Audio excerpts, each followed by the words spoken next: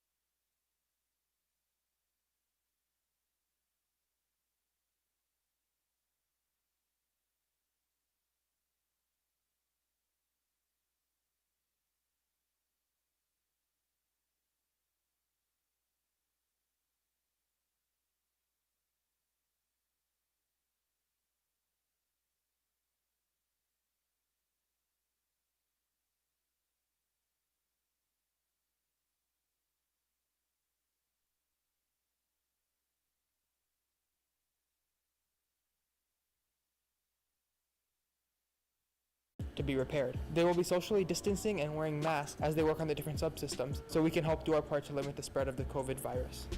We're Team Duct Tape, and we stick together.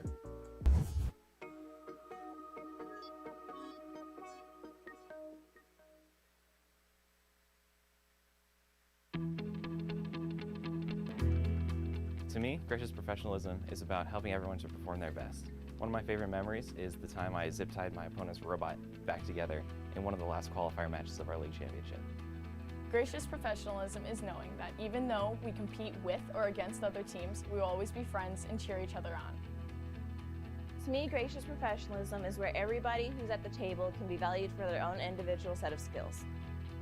To me, gracious professionalism means being positive and respectful to everyone, no matter the situation. Gracious professionalism is working in collaboration with your fellow competitors, ensuring that no matter who ends up getting first place, everyone walks away feeling supported and having learned something. Gracious professionalism to me means working with a diverse group of individuals from different backgrounds and cultures to innovate and create a big, caring society. Gracious professionalism is about more than gaining technical skills and competing. It's about being a good team member, a good volunteer, and a good person. Gracious professionalism means being true to myself and others by respecting and supporting everyone, no matter what side of the field they are on, in competition and in life. Gracious professionalism is the foundation from which a massive tech community like FIRST is built upon. I've started using Discord much more frequently. Discord is a free app where groups can communicate through a personalized server. It allows for various text, voice, and video channels, as well as custom roles. For our server, text channels are organized into various categories, such as general, announcements, and what had been previously. In the past, we used this program to remind members of what had happened during meetings. But due to the current restrictions, we've utilized it as our primary source of communication and main hub for any announcements. Additionally, we use the Google Drive suite to manage our notes, photos, and engineering notebook. This season especially, as we can't collaborate in person, we will be utilizing the commenting and simultaneous editing tools, which would allow us to communicate on the documents themselves as well as work at the same time. Now on to the actual design and building of our robot. Because tools and supplies are limited, modeling has become a crutch this year for visualizing and creating our robot, and as such, we want to prioritize and take full advantage of 3D modeling's benefits. To do this, our team will focus on collaborating through SolidWorks and GrabCAD during our initial solid design phase. SolidWorks is a parametric CAD software that allows us to make realistic and to scale models of our designs. GrabCAD is a cloud-based service that makes sharing CAD files between a large group simple. You upload a file once to a team folder, and everyone who has access to that folder can open the CAD file. For programming, we use GitHub, an application in which members can upload their code onto a cloud sharing system. They can see a log of who made changes and when they occur, which makes it easier to see where the last person left off coding. The most difficult restriction we have this year is building the robot while keeping the social distancing guidelines. To limit the amount of people, a small group of people will meet at a time and the team will rotate days so everyone has a chance to work. At the actual build session, everyone must maintain 6 feet apart at all times while wearing gloves and a mask. Tables will fit 2 people, and all tables will similarly be 6 feet apart. The robot will be split into different mechanisms, and each person will be in charge of building and testing one mechanism. The people attending each day will make sure to document everything that happens by taking pictures and notes and updating the rest of the team on their progress. Since the robot will be fully modeled before any building starts, the model can be used as a blueprint to guide those who had not been at the previous build session. And this is how we, Wirecap Gen 3, plan to build our robot while maintaining social distancing. Good luck to all the teams this season, and make sure to stay safe.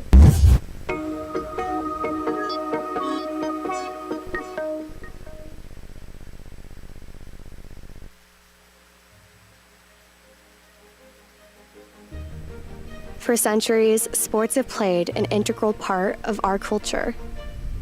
Moving, collaborating, competing, celebrating.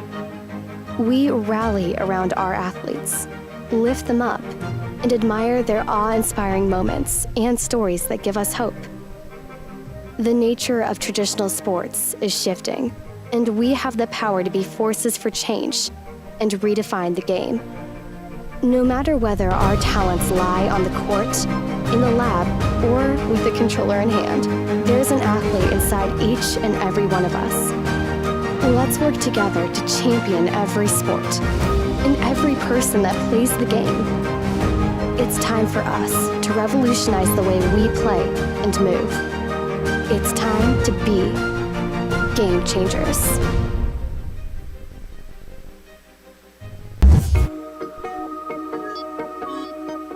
Hello there, my name is Aman Sheikh, co-captain of Team 11172 Stag Discharge at the Bulls High School here in Jacksonville, Florida. This year is extraordinarily different due to COVID-19. This is my 5th year of FTC, and this year's season, Game Changers, is going to be a season like none other. These uncertainties give us the strength for resilience, perseverance, and innovation to do better this year. We would need to remain relentless, yet vigilant, while designing and building our robot, wearing masks, washing our hands frequently, and maintaining social distancing. We are making history during the pandemic, and we are there for each other. Now here's Yash to kick off the meeting. Hi, my name is Yash, and I'm a senior at the Bulls School. I'm also co-captains with Aman in 11172 Stat Discharge. During the summer, me and Aman traded an FTC for Dummies YouTube series to help rookie teams get a jump start with the competition. Now here's Aman talking about team structure. Hey everyone. This year, we've structured our team into 4 sub-teams. We have the design team, the programming team, the media team, and the build team. This year, we've utilized Microsoft Teams as our main form of communication. And now here is Daniel with the programming. Hi, I'm Daniel. I'm a freshman, and I'm one of the programmers on the team. Programmers will write the code remotely and then virtually connect. We are excited about the Rev Control Hub. Not requiring a phone on the robot means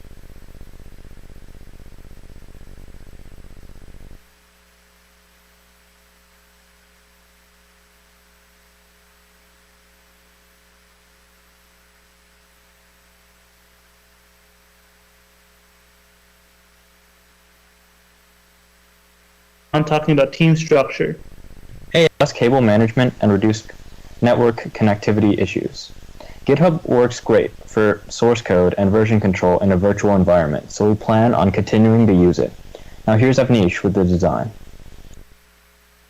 Hi, my name's Avnish. I'm a junior at Bulls. Another program we've been utilizing this year is Fusion 360 for CAD. This makes the design process much easier, and it also helps us get any necessary parts we need for meets just in case anything goes wrong. For design, we're considering symmetrical wheel alignment and experimenting with gear ratios and traction. We've used parts from Tetrix, Rev, and Autobotics in the past, so we'll use a combination of channels, plates, brackets, rails, mounts, and hubs, based on what works best for the task in hand. We have 3D printers as well, so if we need to build custom parts, we can do that. Next up is Cameron for talking about strategy. Hi guys, I'm Cameron and I'm a sophomore. The best strategy advice we have for you is this. Don't try to do everything at once. Have a plan and accomplish one task at a time. Maybe tackle a couple of teleop missions first, and then go for autonomous.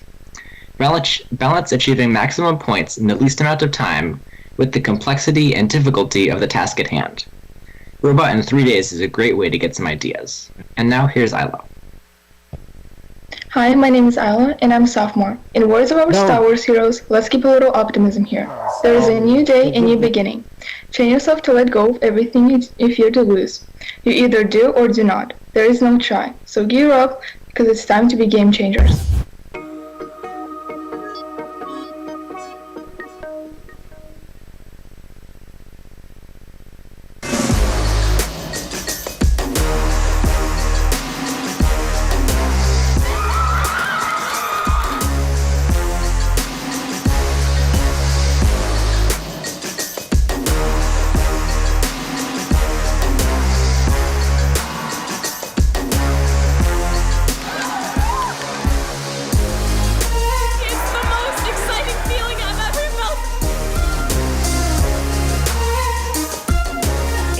Alumni means that I have an entire world of connections.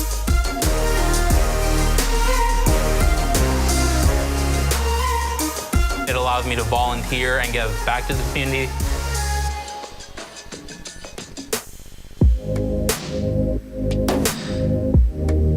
I think first can really prepare you to solve any number of the world's big problems. The skills that you're going to be learning can completely change the future.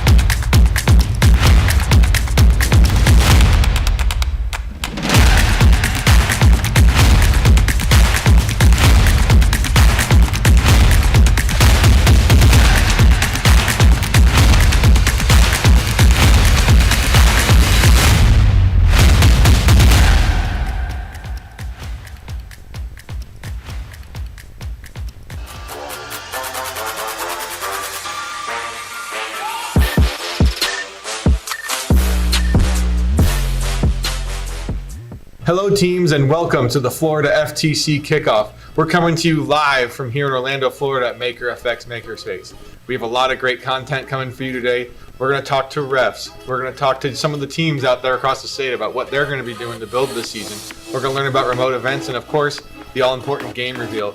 You're going to learn a lot of stuff. You want to stay tuned for it so you don't want to miss out. And, I wonder what this could be.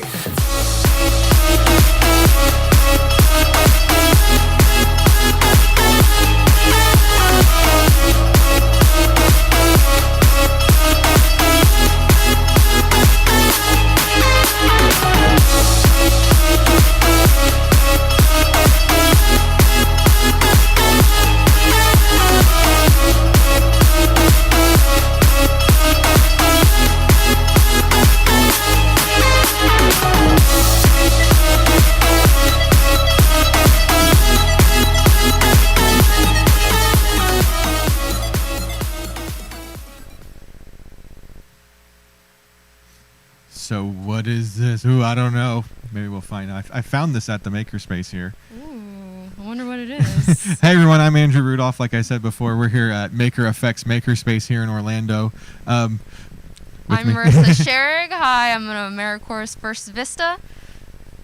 And so yeah, like I said, we're here at MakerFX Makerspace, and I know you do a lot of stuff with Amrock Fab Lab out in Tampa, right? Yep, definitely. It was a drive to get here, but right, we're both places where makers come, and they do creative things just like first students. Yeah, if you guys don't know what a makerspace or a fab lab or a hackerspace is, it's kind of like, think of a gym, but you pay a membership, or you're able to come and use tools, build stuff. And there's makerspaces and fab labs all over the state. There's one in Jacksonville, there's in Tampa, they're in South Florida, they're in Gainesville, they're all over the place.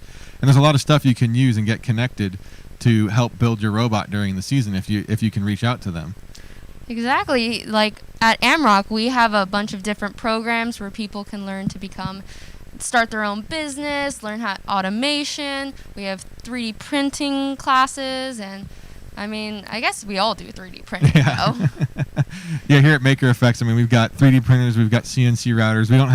We have some of the tools that, different spaces have different things. For instance, there's a space in Altamont Springs here in Orlando that's got a huge metal shop, as where we've got a huge wood shop. But that all works for FTC, especially if you can make friends and maybe get a field set up in your space or something. Exactly. Like at AMROC, we have a FTC field, which we are offering students to come and reserve and schedule their own place at AMROC so that they could practice on a real field without worrying about if they have to set up at school or anything. That's a really nice feature that AMROC is providing for teams. Yeah, so you really want to try to look those up. There's not a central database. I wish there was, hey, go to makerspacesintheworld.com, but it doesn't exist. But I'm sure with some Google foo that you guys have, you can find out, a makerspace or a hackerspace or a fab lab. They're at the libraries too. Almost every library, it seems like, in the state now has, or every region has one. A lot of schools have them as well. So yeah, and they're a great place if you want to practice. I know it's really hard with social distancing now, and there are regulations and measures taken to make sure that everyone stays safe in makerspaces. But they also have resource pages. If you want to learn online CAD programming, usually if you go to those websites, they have great resources.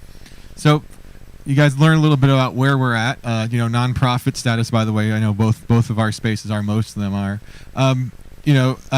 We're here producing. We're having some technical problems. I know you guys know how it works with FRC, FTC events. Everything works until you walk in the room.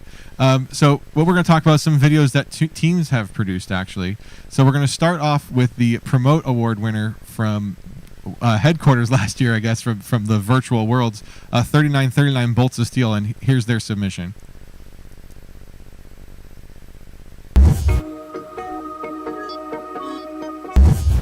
Even if we lose, we will never fall. Working till the end, first has changed us all. When I came to America, I had a language barrier. I couldn't talk, I couldn't speak. I felt alone. But when I discovered First, I found others just like me that had a strong passion for technology and hope for the future. I found a home that helped me reach what I've become. Even if we break, we will make a stride. First has paved the path, our differences aside. First has inspired me to do programming. First has inspired me to become an engineer. First has helped me get into college. First has taught me to love robotics. Even if we're stopped, we will not give in. Together we are strong. First has won again. First has made a significant impact on each and every one of us. First has helped us become the person we've always wanted to become. And for that, we thank you.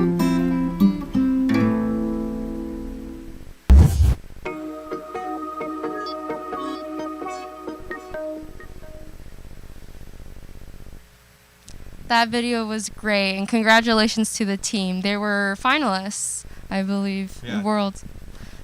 Yeah.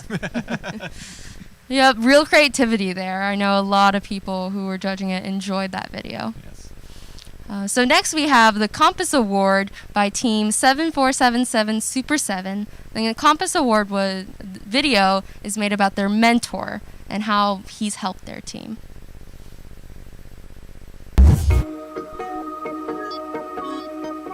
This year, Team 7477 Super 7 nominates Dr. Gilson for the Compass Award. Mr. Dick has been our mentor and role model for the past 6 years. From pilot to professor with 28 PhD students, to a researcher holding over 10 patents and 100 published articles, Mr. Dick is a man who never stops doing. We never expected to have such an inspiring person, a superhero living just down the street. Watching them create new things. If I want to do something, I tell the opposite. If I say they can't do it, try to beat me. They do it. I watch them develop in their life roles. Every year I see a difference. From lieutenant commander in the Navy to battling Parkinson's disease, Mr. Dick is the strongest person we know, both physically and mentally. We love you, Mr. Dick!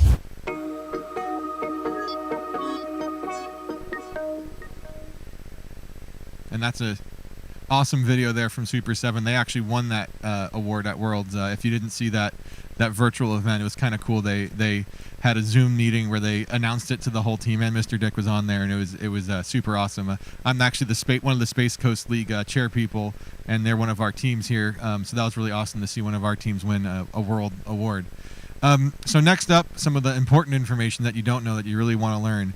Hans couldn't be here today. He's recorded though. We've got a presentation. He's going to go over everything you need to know about the remote events. Well, everything that we know about remote events at this point. It's definitely a dynamic thing. So let's see what Hans had to say.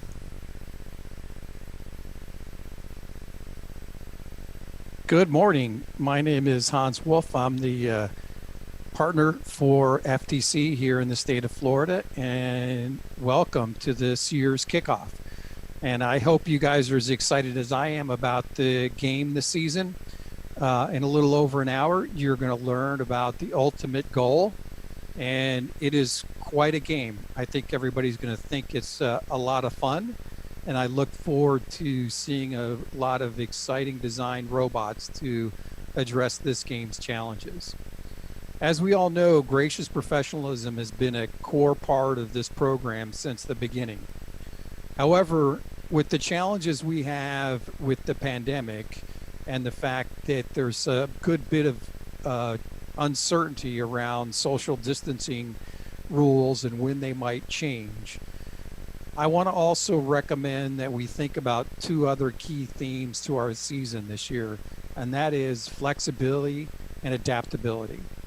The approach that the FTC leadership team has taken for this season is that we are going to start out with some defined dates and plans.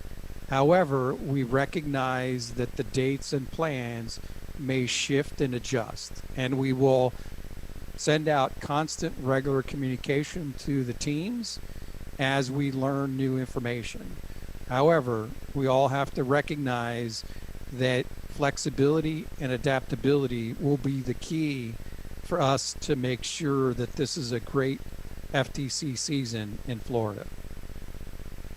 So let's get started with some of those changes that we've already heard about. So earlier in the week, you saw an email from First where they announced the delay of the World Championship. So the Houston World Championship has now been delayed from, usually it's in mid-April, it is now going to be mid-July. So that adds a number of months to our season. Therefore, we are estimating that we're going to target a May state championship date to give us a maximum amount of time and still have kids be in school to complete the state events. And by pushing it back, we're hoping that we can actually start hosting physical events by the time we get to the state championship. However, we also know that as of now, we're going to have to start the season with the concept of a remote event, which I'm going to talk about in a little more detail in this presentation to kick off the day today. The other thing I want to stress for people who are still struggling to determine if they want to move forward with a team this season is if your school is hesitant at this point, keep in mind that the registration system will remain open for a long period of time. Normally the registration system remains open almost until after our state championship. So teams can continue to register. And given the season has been lengthened, it means that you still will have an opportunity to participate in events. And given that events are going to be virtual, it will be easy for us to continue to add more virtual events as the scene progresses if we need to. So let's jump into this remote event concept. So the most important part of the remote event approach is that as a team, you are going to run matches and score those matches by yourself. You will be the only robot on the field. You will run a full 30-second autonomous period, immediately followed by a 2-minute driver control period. You can't just pick and choose, which matches are your best. In the scoring software, which I'll talk about shortly, you will select that I am now ready to run a match, and it'll be an official match that gets submitted. And first is really counting on Grace's professionalism showing through here and the honesty of teams to properly score matches and include any penalties that the team might have incurred. The other important thing is an event is not going to be just a one-day thing anymore. Since it's virtual and we recognize that sometimes teams will have limitations on when they get access to a field, we are going to have events be 6 days long. So any period of time during that 6 days, teams can run their 6 matches and submit their scores. The other thing that's important about a remote event is, what do you have to run an event? The simplest answer is you have a full field. So you've got an anti-mark perimeter, the tile mats, and all of the anti-mark field elements, and your ability to run on all of the elements of the field and score points. However, if you do not have access to a full field or cannot afford to purchase all of the anti-mark field elements, but you do have a field perimeter and tiles, you can still just purchase a half a field from anti-mark, which will save you some funds. Since you are the only robot running on the field, you really only need half of the field available to score points. The other option that will be published here very shortly is that you can also just purchase the scoring elements from AndyMark. Many of the other field components where the scoring elements go can be manually built using very low-cost materials. Not only that, but you could actually run your match on your schoolroom floor with no tiles or perimeters, just the field elements, some tape, and the custom manual built field elements. This allows a very cost-effective fashion for teams to have access to a field. And the fourth and final option is that each of the leagues are evaluating options for a place that can allow teams to come in and run their matches. So this would be for teams that do not have enough space or aren't able to do options 1, 2, or 3 so that they can go and see the full field and run their matches at some location. And so keep your eye out for emails from your league coordinators as we get closer to the event dates on your options for running your matches. So let's dig a little deeper into the remote event concept. So we talked about the fact that teams are just running their matches by themselves. So that means there's not 4 robots, a blue alliance and red alliance, which means there are no alliance matches or a winning alliance. And if you recall, one of the key ranking criteria that was used in terms of calculating ranking points was how many matches you won, how many ties you had, and how many losses that you had. Well, there's not going to be match wins or losses or ties. So therefore, the definition of ranking points and tiebreaker points is changing this season. I'm not going to review the details of what's on the screen here, because this is all in Game Manual Part 1. And I would encourage you to make sure you read the details. The other thing that's important is that this is really not something you have to calculate. The scoring software maintains and manages this for you. But I know this is a lot of questions that I get early in the season from coaches and teams to understand the ranking process. The other thing I want to highlight about this season is the game manuals. There's actually going to be 2 versions of the game manuals. And I don't mean the part 1 and part 2. What I'm saying is there's going to be 2 versions of game manual part 1, and then there's going to be, and that's going to be for physical events. And then there's Game Manual Part 1 remote events. And that has already been published, both of those manuals. And so those show the differences of what rules apply to a physical event and what rules may not apply when you're running a remote event. And later today, we will be publishing, first we'll be publishing 2 versions of the Game Manual Part 2 with the rules. As you can imagine, there are probably penalties in Game Manual Part 2 that really only apply if a robot is interfering with you. Well, since you're running a match by yourself, those robot interference penalties will not really apply. The other thing that I'm recommending here is that at the beginning of the season, we are going to start by running remote events across all of our leagues. Therefore, I encourage you to focus most of your energy on the remote event versions of these manuals. As the season moves on and we're able to move to physical events, then you're going to want to start learning and reading the other version of the manual. So let's talk about how this is going to be managed.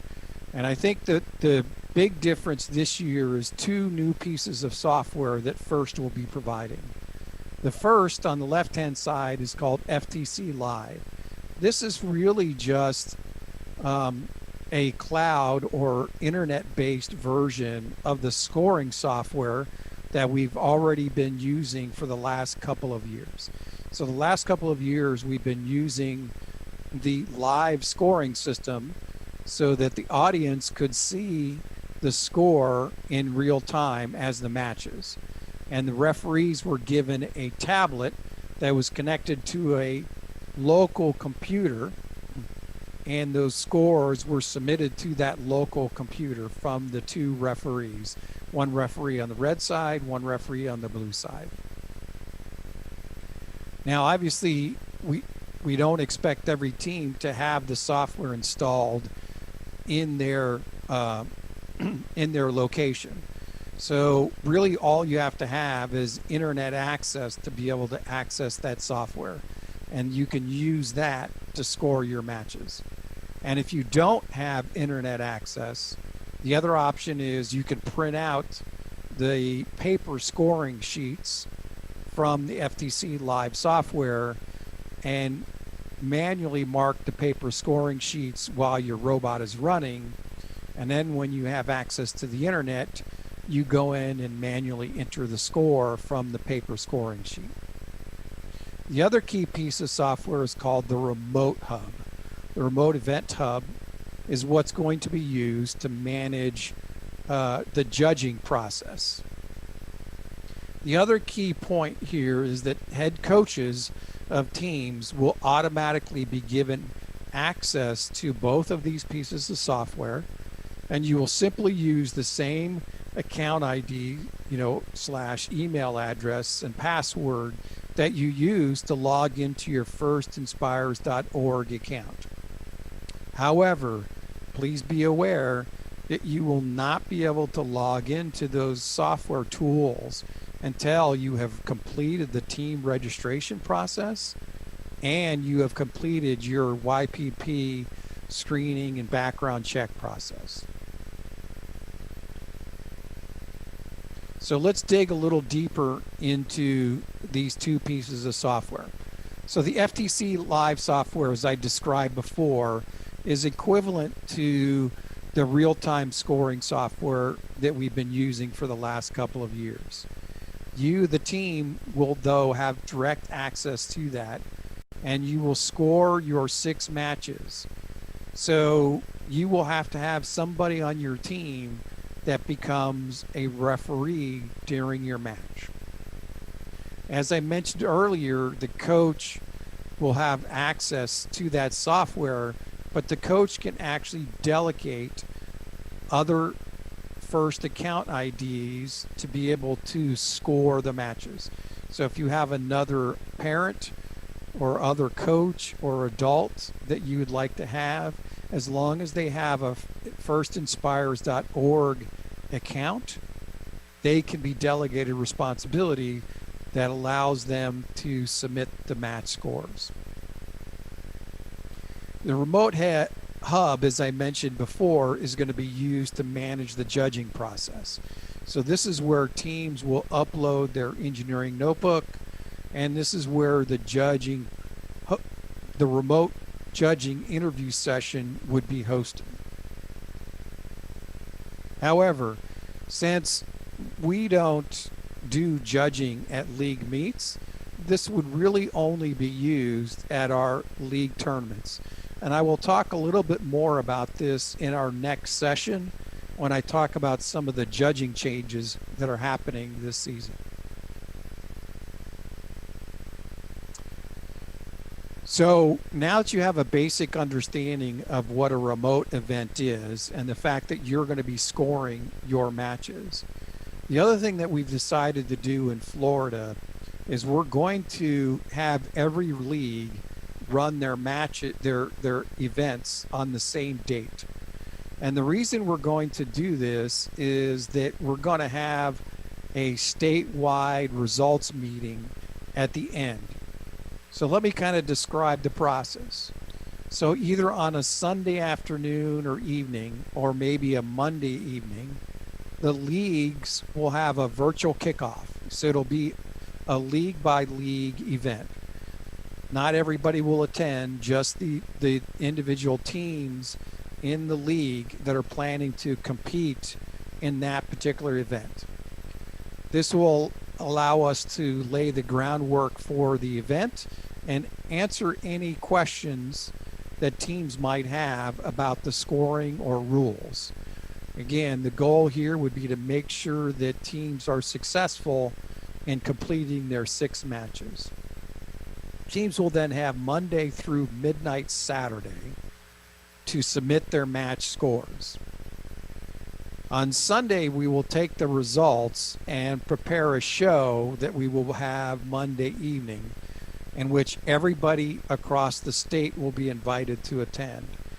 We will show the ranking results of all of the leagues, and we are encouraging teams to submit videos on YouTube, and we will use the FL First, the Florida FTC website, to publish links to those videos so that we can accomplish one of the primary goals of physical events, which is to allow teams to see interesting robot ideas from other teams.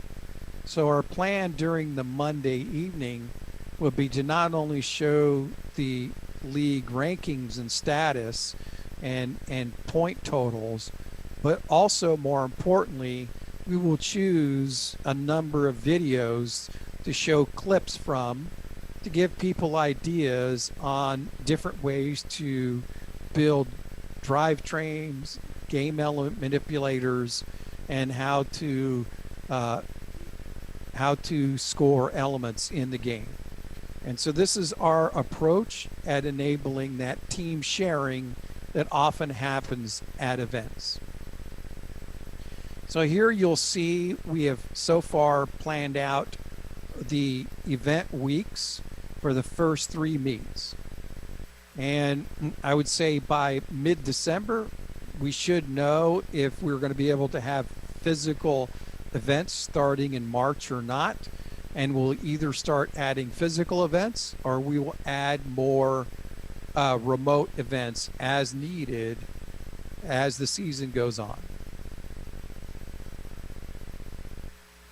So, thinking about what you just heard, I think one of the most important things for you to take away from that discussion is that a remote event requires the team to have either one of the students or an adult that's capable of being a referee, right? Because you are doing the same thing that a referee does at our tournaments. He enters the scores. So the referees, when we have referees show up at our events, they have gone through the referee certification process. They've read the forum posts. They often have attended the first monthly referee calls. So if you think about it, really what you need to do on your team is identify a primary and backup person that are going to become referees, right? So they need to study the game manual in detail to the point where they can pass that referee test. And this year we will not, I believe First is going to not have the age limit on accessing the training software in Schoolology. So I do believe if you want a student to become your team referee, they should still have access to all the referee training material online. Therefore, I encourage, whoever your two primary people are that you select from their teams to go through the referee certification process with First. And if you're a conspiracy theorist, you might think that this whole COVID-19 thing is just a hoax planned by First to get more referee volunteers. That's my theory. So I just have gone through a number of themes that that are changing this season and how we're going to start the season by running league meets. However, there's a lot of stuff that's not changing, and that is the basic game rules. It's really you're gonna see a really fun game here shortly. The team registration process is still in place. Coaches and team members need to complete their electronic consent and release form online. Coaches must complete the YPP background check process. Teams will pre-register to participate in a league meet. So all of those basic processes that we've executed in the past, we still need to do those this season. The other thing that's not changing is we're going to stay with the same 8 leagues. I know that there are several regions that have considered splitting up because they've become very large or are spread over a large geographic area. However, given the uncertainty of the season, we didn't think it was fair to have a brand new set of league leaders stuck with managing a league when they have never really done it before. And especially with the remote event concept, we just decided that we didn't want to have too much change in the season. So we'll be sticking with the same 8 leagues that we have this season. And then the Florida FTC website is still a primary source for you. So we will have the events published on that website here in the coming weeks. So it's always a place you can go to find out what events are available. Kyle often posts my newsletter emails on that website also. So if you've missed anything, it's there. There's lots of helpful hints. And this is also where you can post a link to a YouTube video that you might have about showing your team's robot on the field. So those are some of the things that aren't changing.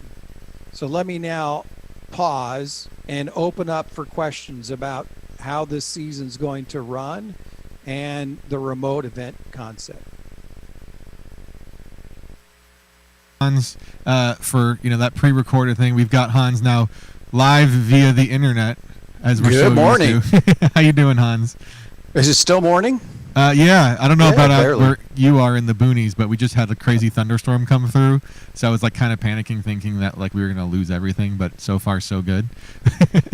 Actually, speaking of that, let me start by apologizing to our Aero Coast teams, who constantly point out to me that there's 2 time zones in the state of Florida, and I keep forgetting to put Eastern time on the timelines. Yeah, I think we went through that same issue when we were scheduling this because we saw that. So as we know, we're going to remote events this year, and Hans just threw a lot of information out at you. So if you have any questions for him about some of the details that maybe weren't covered, Hans can try to answer them the best he can. He's learned a lot, but I think, Hans, it was Wednesday that really first started giving you this information. So it's still an evolving thing, right? Correct. A lot of this will evolve. I think some of the basics that we know that I described in that presentation are pretty solid in terms of how FTC Live is going to operate, what the remote hub is for. The other thing that's important too is that the season can evolve in lots of different ways. So, for example, one of the possibilities for the league championship is that you might have physical robot meets where only a limited number of students could attend, but then you would actually do your judging interview online through the remote event hub. So there's a lots of different variety of options of how the events might get structured as the season evolves. Yeah, good point, Hans. I mean, it's definitely evolving, especially with that schedule moving back. We might have our league championships normally when we have our state championships. So we might have in-person events, we might. So someone was asking about why aren't we requiring a web stream? And there was a good comment that came up in the chat. There you go. Each team running 6 matches will take a fair amount of time to do live for everyone. With 20 teams, you're streaming 120 matches. So one of the things that we've gone back and forth about is, do you stream the teams? And this is just the point that Kyle was making about that's a lot of resources, I guess, to stream a ton of matches. Remember, single robot on the field at a time, so it's a lot of data. And yeah, I mean, we're not requiring any videos, right, Hans? That's correct. So this first requires no video submission. We're just encouraging teams to show us interesting parts about their robot, and it doesn't even have to be a full match that they submit. It could be just maybe their autonomous period, because it's really a awesome autonomous period. A part of what we're trying to do with the videos is get that feel that you have when you have physical events where teams can learn from other teams by seeing the robots on the field. And by not being able to see what people are doing, then I don't think there's as much learning happening. And so we want to encourage teams to continue to post videos about what they're doing throughout the season. All right, yeah, that's a really good point. We got another question that came up. Is Jacksonville State Finals going to be in person or remote, or do we not know yet? So the state finals will not be in Jacksonville this year. It's moving locations, and we don't know at this point if it's going to be in person or remote. Our goal is to have an in-person event, and it's going to be moved back, as I mentioned in my video message there, in terms of remote events. Given that First has moved the World Championship to middle of July, we can move our state championship back. And so right now we're targeting probably early May, and we're hoping for an in-person event. One of the possibilities, though, remember, we often require teams to show up on Friday to go through the judging process. What we might do this year is leverage remote judging, so teams get the judging interview done remotely earlier in the week. That way they don't have to show up, and we can also limit how many students come to the event And again, the number of teams at the state championship is still unclear too, because much of that will depend on our overall team registration. Yeah, it's a really good point.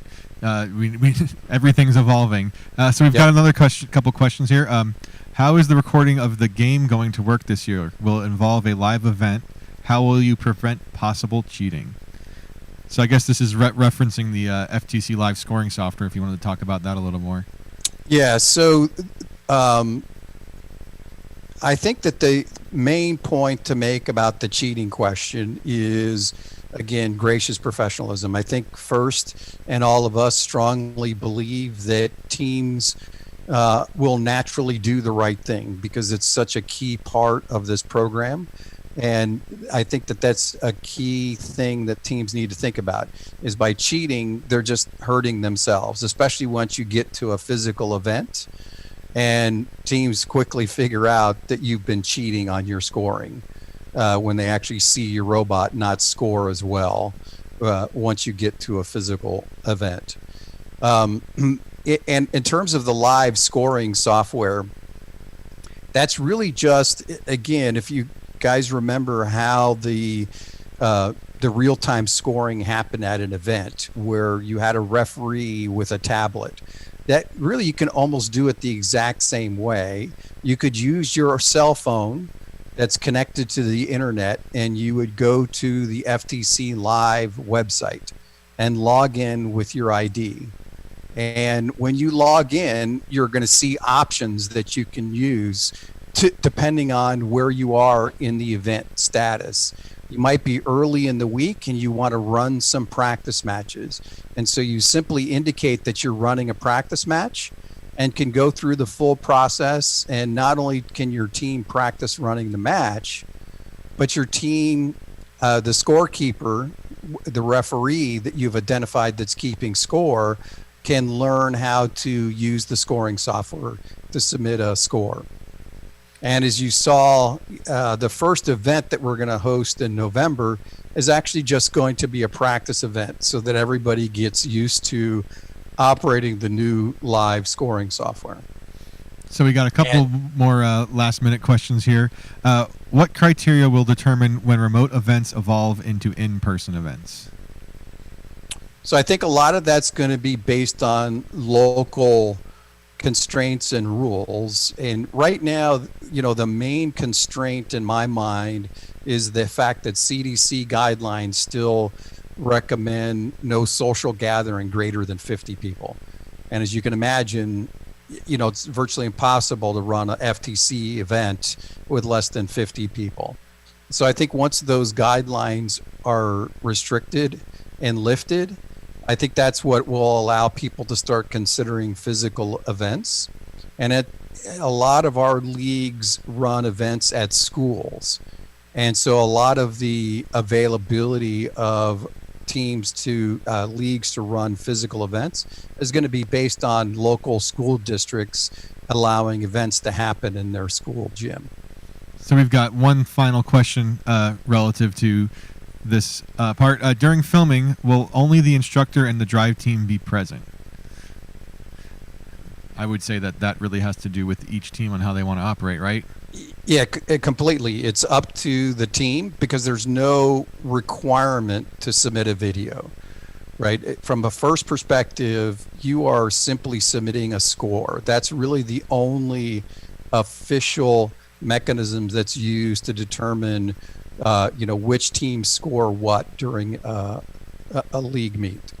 The video submission is simply a mechanism to do team sharing. You have to view it as strictly a team sharing process. So you can create the video, you can edit the video, you can do whatever you want to the video, and then post it. And then we are going to pick out a number of parts of interesting videos on Sunday and show those during the wrap-up event on Monday. Awesome. Thanks so much, Hans. So that kind of leads perfectly into our next segment. Earlier, a few weeks ago, we actually asked teams to submit some videos about how you are going to build a robot socially distanced, dealing with all the coronavirus and all of that. And we actually got a lot more submissions than we were ready for.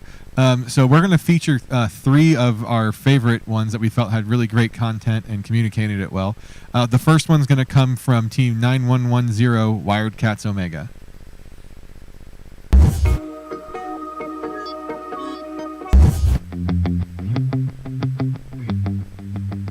2020 has been a year like no other. We have been faced with an enormous challenge in the form of attempting to compete in a season with the novel coronavirus looming over our shoulders. This poses the question, how does a team build a robot while following social distancing guidelines? Challenge is a part of FTC. This is the fact that very few will be tested, and with fair reason. Every season, teams must organize, design, plan, and execute perfectly, both as individuals and as a single unit. This year, however, teams across the world have been posed with an entirely new and unplanned challenge, known to most as COVID-19. The international pandemic has brought about the necessity of social distancing, and while speech and debate or band programs can continue with relatively small change, a robotics team, inherently physical by nature, must take drastic adaptations. 9110 has been around for a long time, and we've clashed against all kinds of challenge from all places. Thanks to our members, though, we are adaptable. We have thrived in seasons where we're dealt good hands and endured through seasons with bad ones, but in all have persisted. We have wits, we have teamwork, and we have a drive to succeed. These have carried us to success multiple times before. This year, we hope, will be no different. Using what we have, we've devised a plan that tells how we will design, build, and polish our robot without posing a threat to any of our members.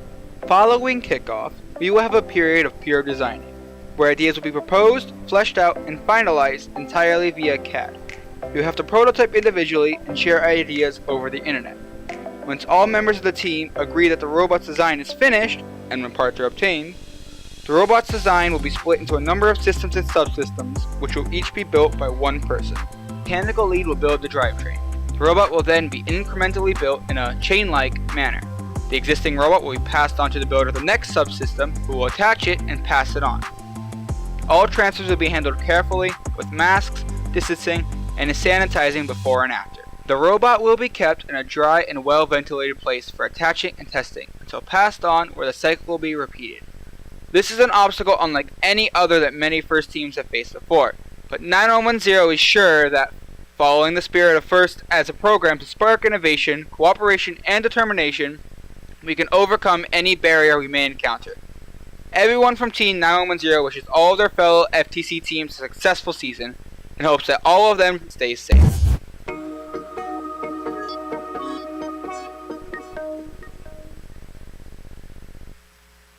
Great video, Wirecats. So we actually, and we said, there was a lot of videos, and we tried showing them off a little bit earlier. We had some difficulties, so they will all be posted on this channel later on this week. So now we're going to move on. So there is some changes to the judging format this year, and there's a lot of information that we don't know at this point. So Hans did a quick video for us about really what he knows and, what you guys can understand at this point, but it's going to change a lot. So let's see what Hans had to say.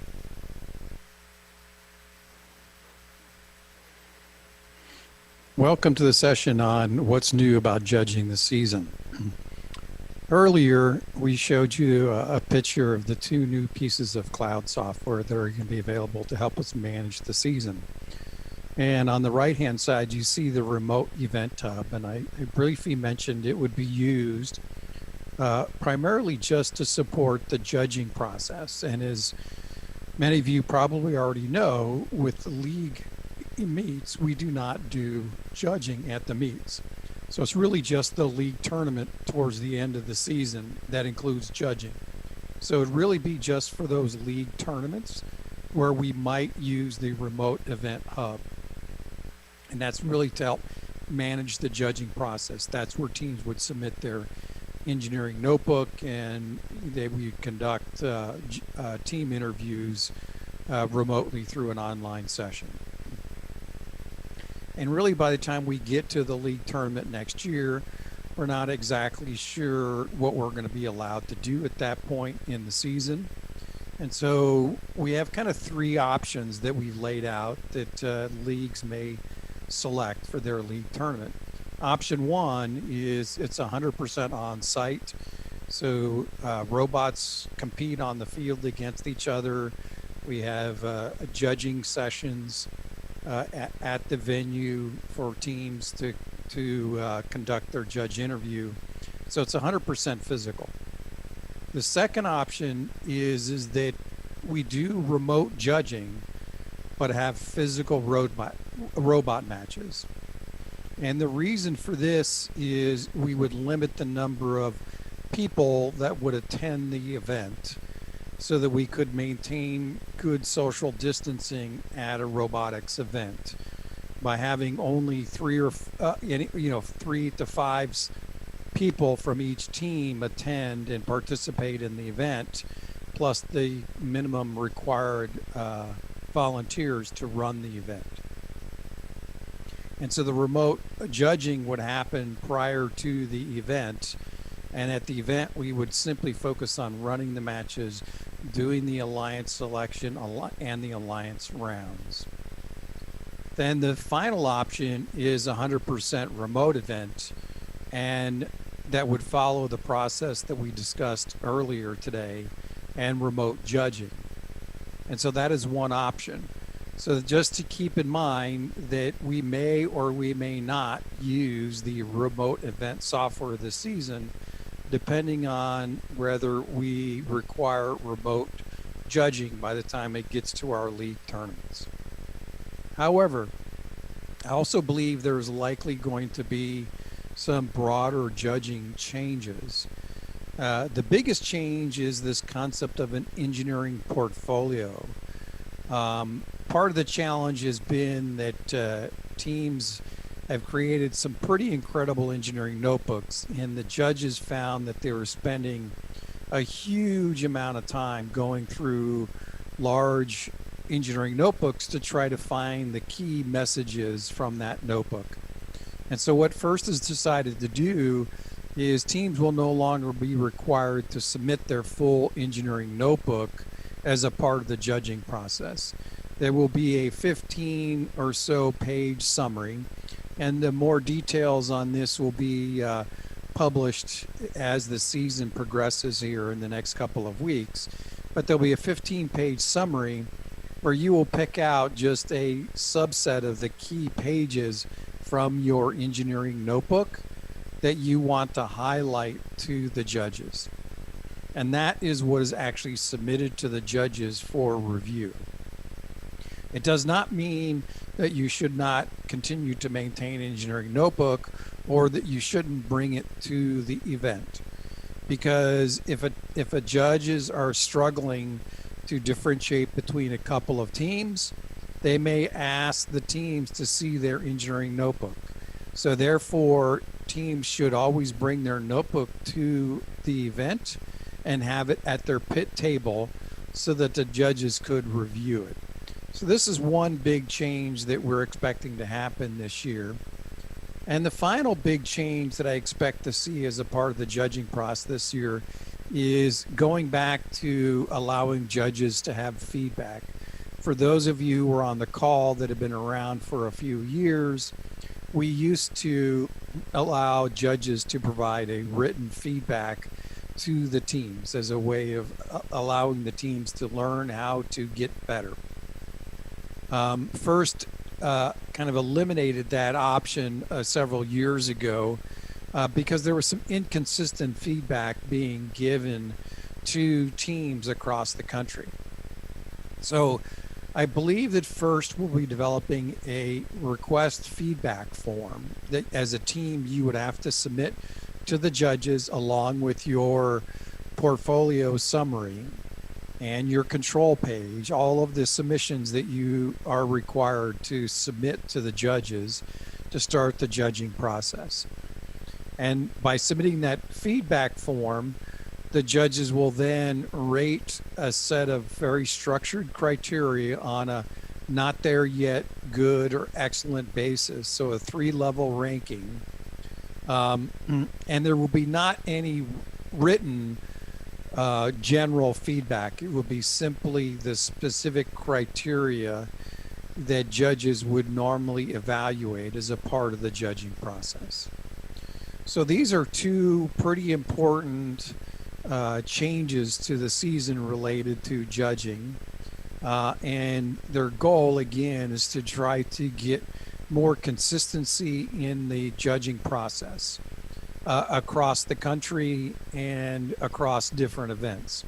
I do expect that we will learn more in the coming weeks about other criteria that they may have added to the 7 different judge awards to further refine the selection process and improve the consistency of the judging process. So that's a quick summary of what I think is going to be different about this year's judging process. Thank you. Hi, so that was a great video, Hans, and while people can put in the chat their questions, where can teams go to find more information about the judging? So the best place to go is really right now, Game Manual Part 1 has information about the judging process. However, a lot of the things that I just discussed won't be available until the next couple of weeks. Game Manual Part 2 will be published sometime after noon today, and it might have some additional information in it. But it is likely that the details of the judging criteria for this season probably won't get published for a couple more weeks as they finalize the judging training. Awesome. Well, we do have a question from the chat. So, when will the feedback form be released? So the feedback form, I believe, is going to be released in a couple weeks also. And again, I think that that's just going to take time for all of the training material for FIRST to create. This is pretty common to the FIRST schedule. Is throughout the month of September, a lot of the training material for the different roles, the referees, the judges, all gets published in Schoolology. Awesome. So with also all this new form of judging, what can teams really expect when they're presenting? So I think that there were some changes to the presentation last year, and that will continue this season. So if you recall last year, there was a new rule that came out where teams really only had 5 minutes to do a formal presentation, and they wanted everybody to preserve the other 5 minutes of your judge interview to a Q&A. They didn't want teams doing a presentation during the entire time they were in front of the judges. So that part of the process will continue to be consistent this season as it has been in the past. And just for teams to know, what's the effect and benefit of having judging feedback? So the big benefit of judging feedback is really sometimes teams don't know, what they did well, what they didn't do well, and more importantly, they don't know really specifically how to improve their performance at the next time they get a chance to be in front of a judge. So that's really the primary value of the judging feedback, is it enables teams to understand where they might have gaps in their team's judging process and judge interview and things that they need to do to try to get better. Awesome. So we do have a question up. Does the video have to be live? The judging video. So there is no, yes, it has to be live. It's not a pre-submitted video. It will be a live session. And you have really two choices. Your entire team could be in a single location on camera together, or you could be spread out in separate locations. But it has to be a live judge interview.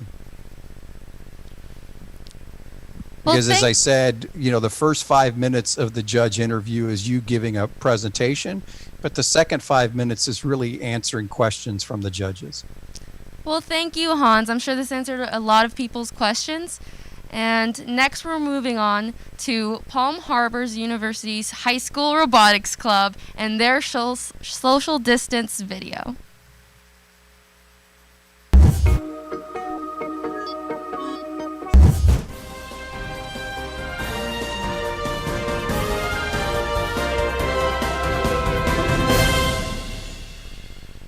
Good morning, Florida. This is Maddie Cass from FUN. Palm Harbor Updates Now, reporting virtually. Looking to defend their World Championship title, the Palm Harbor Robotics Club is taking certain coronavirus safety measures to ensure a fun and safe ultimate goal season for everyone. With me, I have Abbas Jain, president of the club, here to talk about these safety measures. Abbas, what are some of the immediate things you guys are doing? Great question, Maddie. Let's just start from the beginning. All teams will be meeting in groups of less than 5 at members' houses, in garages, or outdoor workspaces. Before entering the meeting workspace, members will be required to complete the COVID-19 self-assessment tool and have their temperature taken, put on their mask and gloves, and sign the attendance sheet.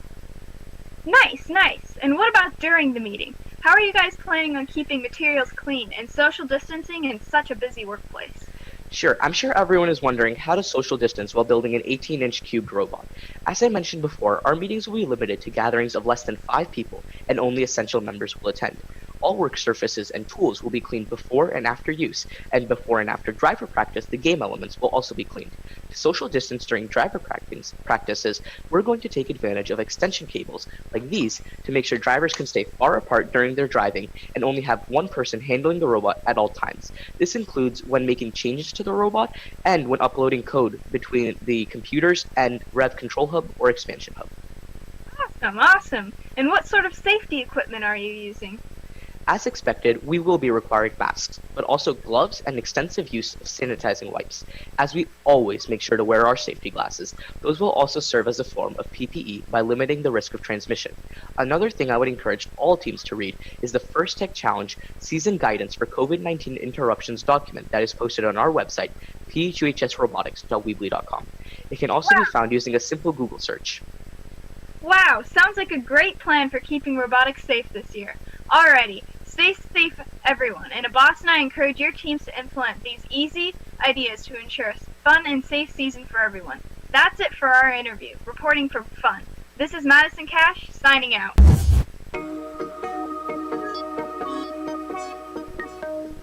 Another impressive video from one of our Florida teams. It's going really well. These teams have really good ideas, and we're going to upload all that stuff individually to the YouTube channel later so you can see them all. So now we're going to move on to something a little more technical for you building guys out there, and gals really. Is AJ Foster, everyone's favorite FTA, is going to give you a little talk through about the brand new control system, the Rev Hub.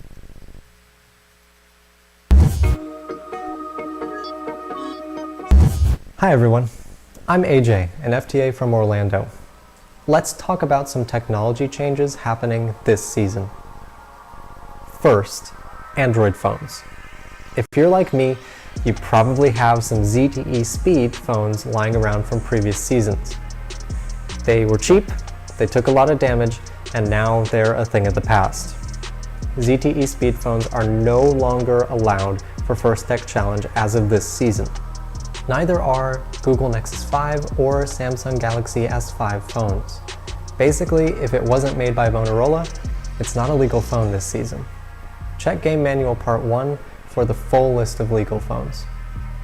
Before you hit the checkout button on a new pair of phones, let's talk about a new piece of technology that is legal for all teams this season, the Rev Control Hub. The Control Hub takes the place of a Rev Expansion Hub and the robot controller phone on the robot. There are a few reasons to love it. It requires one less phone, which means there's one less thing to charge, and there's one less USB connection to have issues. It takes up less space than the old setup, and if you use a USB webcam, you'll have a lot more flexibility when it comes to positioning the camera. You'll definitely want to consider using the Control Hub if you have been using control system components from Modern Robotics, as they are no longer allowed this season either. Remember that old control systems, combined with a few extra parts, make for great demonstration robots at outreach events. So as you are budgeting for parts this season, check your phones, take a look at the Rev Control Hub, and think about whether you need a USB webcam. One more thing. If I were a student, I'd probably be pretty bummed about the prospects for this season. And it's okay if you feel that way. We're used to the thrill of in-person competitions with music, cheering, and high fives all around. But if you take a step back and think about what FIRST is really about, it boils down to two things: inspiring and recognizing your best work. There is a network of volunteers who are committed to elevating you as you work through this year's challenge and making sure that your accomplishments are recognized. Although things will be different, this season can still be the hardest fun you've ever had. Commit to it, and we'll commit to supporting you. That's all from me. Good luck this season.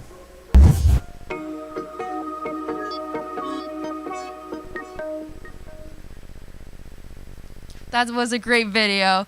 So next up we have is one of my favorite MCs video, Barry Bonizak, and his inspirational speech.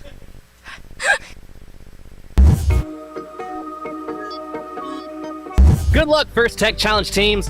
My name is Barry Bonzak, and as you may be aware, the challenge to the First Tech Challenge this year may be just a little bit more difficult. Not only are we tasking you to build a robot and compete it with each other, we're asking you to do it remotely, with remote competitions, maybe having meetings remotely. There's many hands that would like to learn things and build on the robot, but now you're going to have to figure out how to engineer the robot and work together and build it without necessarily even being in the same room.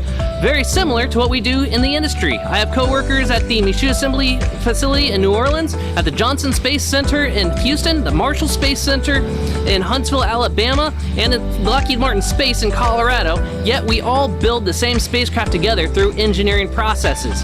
This year is actually going to be a simulation much closer to what it is in real life. FIRST has been in Florida for 22 years now, yet there are still counties that have never had a FIRST team, because they are so far from the next closest team or the next closest competition that starting a team in that area has always proven difficult for us. With your help, we will develop processes this year that will make FIRST stronger and better and be able to start more teams in the future, and we need your help to do it. So good luck, teams. I'm counting on you to figure out all the processes with this external threat that is forcing us to be more remote. That is your challenge to make us better for next season. Good luck.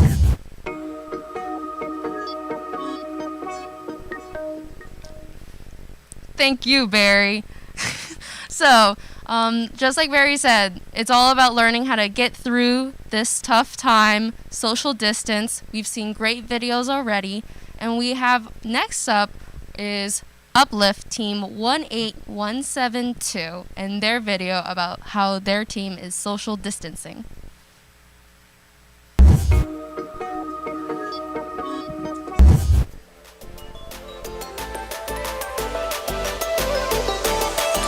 And cut. Well, this last season didn't go exactly as planned. The abrupt end only left more questions for this upcoming one, like, how are we going to meet? How are we going to work on the robot? What happens if one of us gets COVID?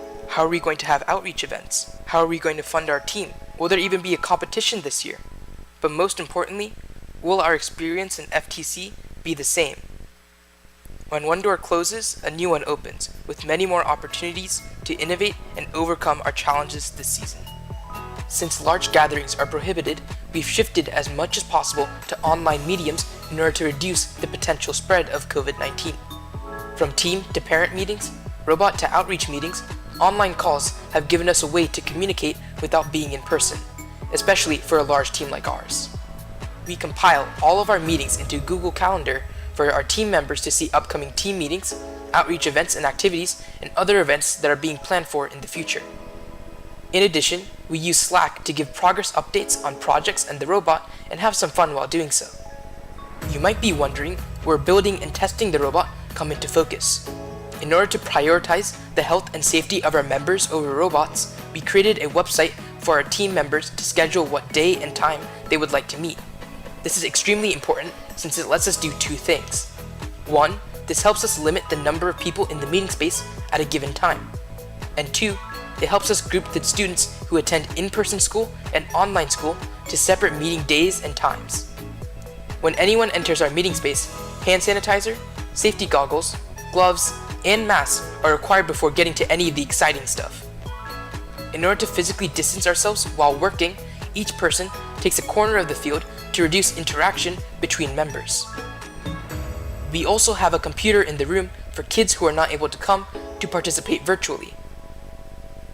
With all of this, our FTC experience will not just be the same, but even better. On behalf of 18172 Uplift Robotics, welcome to the ultimate goal season and good luck to your teams.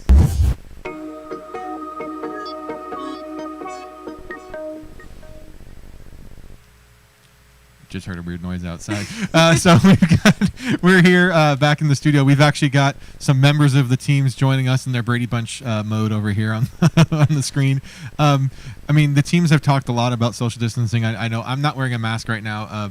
We actually have the production crew is like spread out across the facility here. We've got HEPA air filters running. I've been in here, working with the production team, and Marissa's the interloper. This is her first time here, so she's doing a good job wearing the mask. I probably should have. But when everything's breaking, we just went with it. So let's start talking to the teams. Exactly. So we'll be starting from the corner and going on. So first up, we have team 12600. We have Arco and Tushar. And why don't you guys tell us about your video and why you chose those safety measures?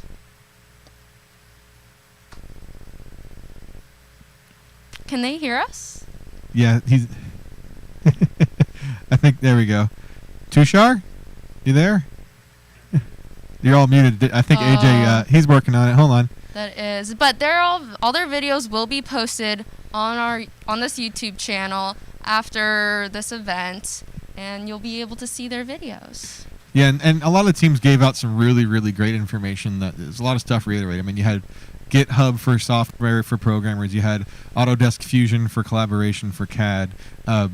There's one team I had never heard of Google Jamboard in their video. I had never heard of that before. I thought that was really cool, which is a cool whiteboard situation that they were able to use. Yep, and also about these teams, they're all different teams. They're school teams, they're community teams. Teams had shown videos that they're going to be working inside one of the team members' house. So Adele, are you able to talk? I see you're unmuted. Hi. Okay. I'm Adele. Awesome.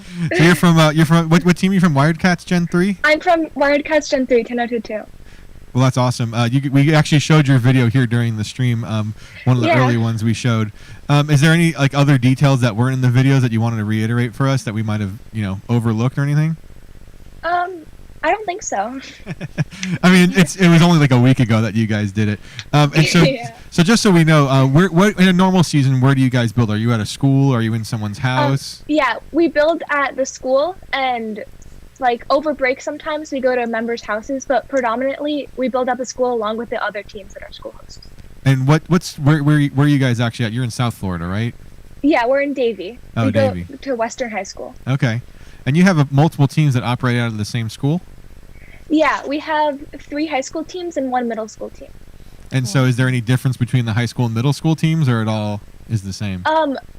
They're kind of the same. We mentor the middle school team, but they still are part of the Wirecats program.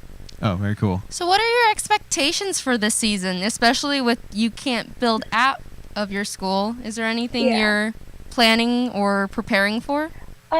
We're planning to build at different members' houses, only a few of us at a time, maximum 8 people, and try to divide the robot into subsections so all of us aren't there at once. But mainly we're gonna be online, exclusively.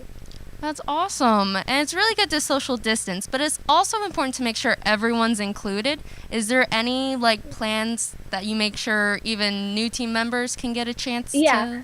We plan to rotate the members who are going to people's houses. So we were planning 1 week we have this set of members going, and then the next week we switch houses and then a different set of members go, so that everyone gets to if they want to build their robot, they get to build on their robot. So we keep everyone included and keep social distancing. Awesome. Thank you so much. Let's hear from some of the other teams. Let's go back to the Brady Bunch mode. All right, so let's go back to 12600, who we were trying to ask before, but I guess you guys couldn't hear us. Sorry about that. Yeah, that's fine. So I don't think we actually got to see your video during the stream. Do you want to talk about any of the big points that you guys hit? Yeah, so for the design, like for the design phase before the competitions, at the beginning, what we're trying to do is we're trying to like stay as far apart from each other so that we don't, become a risk to each other. So we want to make use of like live drawing boards like Ziteboard and Google Jamboard, which pretty much like they have a bunch of functions on them that allow us to control. Let's see, like we can export photos, we can create drawings of certain designs that we want, and then that will allow us to like brainstorm and come up with whatever we need to. And then after that, we can shift to Autodesk Inventor or also other 3D design softwares where we can start creating our robot like through designing. Awesome. And one thing that teams have asked questions about that I know of is teams are worried about how they can still feel like a community. And so how is your team planning to make sure that they feel connected with each other? Well, when we finish the design process, we're going to start meeting a little bit. So we'll just have the essential team members meet up in sessions, and that will allow us to, interact with each other a little bit, so we can like discuss stuff for the season. Awesome. Thank you so much. It's pretty interesting seeing how so many teams are dealing with similar problems, and there's lots of similar solutions, but there's a lot of new information. You mentioned some software, I think it was Ziteboard or something like that I'd never heard of before, and it's amazing how many tools have come out before. So let's move now. Where are we at? 2845 Akilish. So I actually see that he is coming live from Amrock, my home workplace. So why don't you tell us a little bit about working at a community Fab Lab? It's really nice with all the tools and stuff we have available. Like we have the bandsaw, we have all these teams around us. Like last year we had Masquerade working here, Team Vision working here, and other teams. So yeah, it's just a lot of opportunity, a lot of stuff available to us, and we get to collaborate more, kind of. Yeah, it must be nice having all that room of that nice big makerspace you guys have over there. It's a pretty cool facility. Marissa had mentioned earlier that you guys are opening up the facility. Yes. I was. That's awesome. Open up the facility to other teams. Yep, to other teams, right? That they could schedule practice field on an FTC field, right? Yeah. So you can schedule your time and whatever, and it's we clean everything. We have everyone social distancing.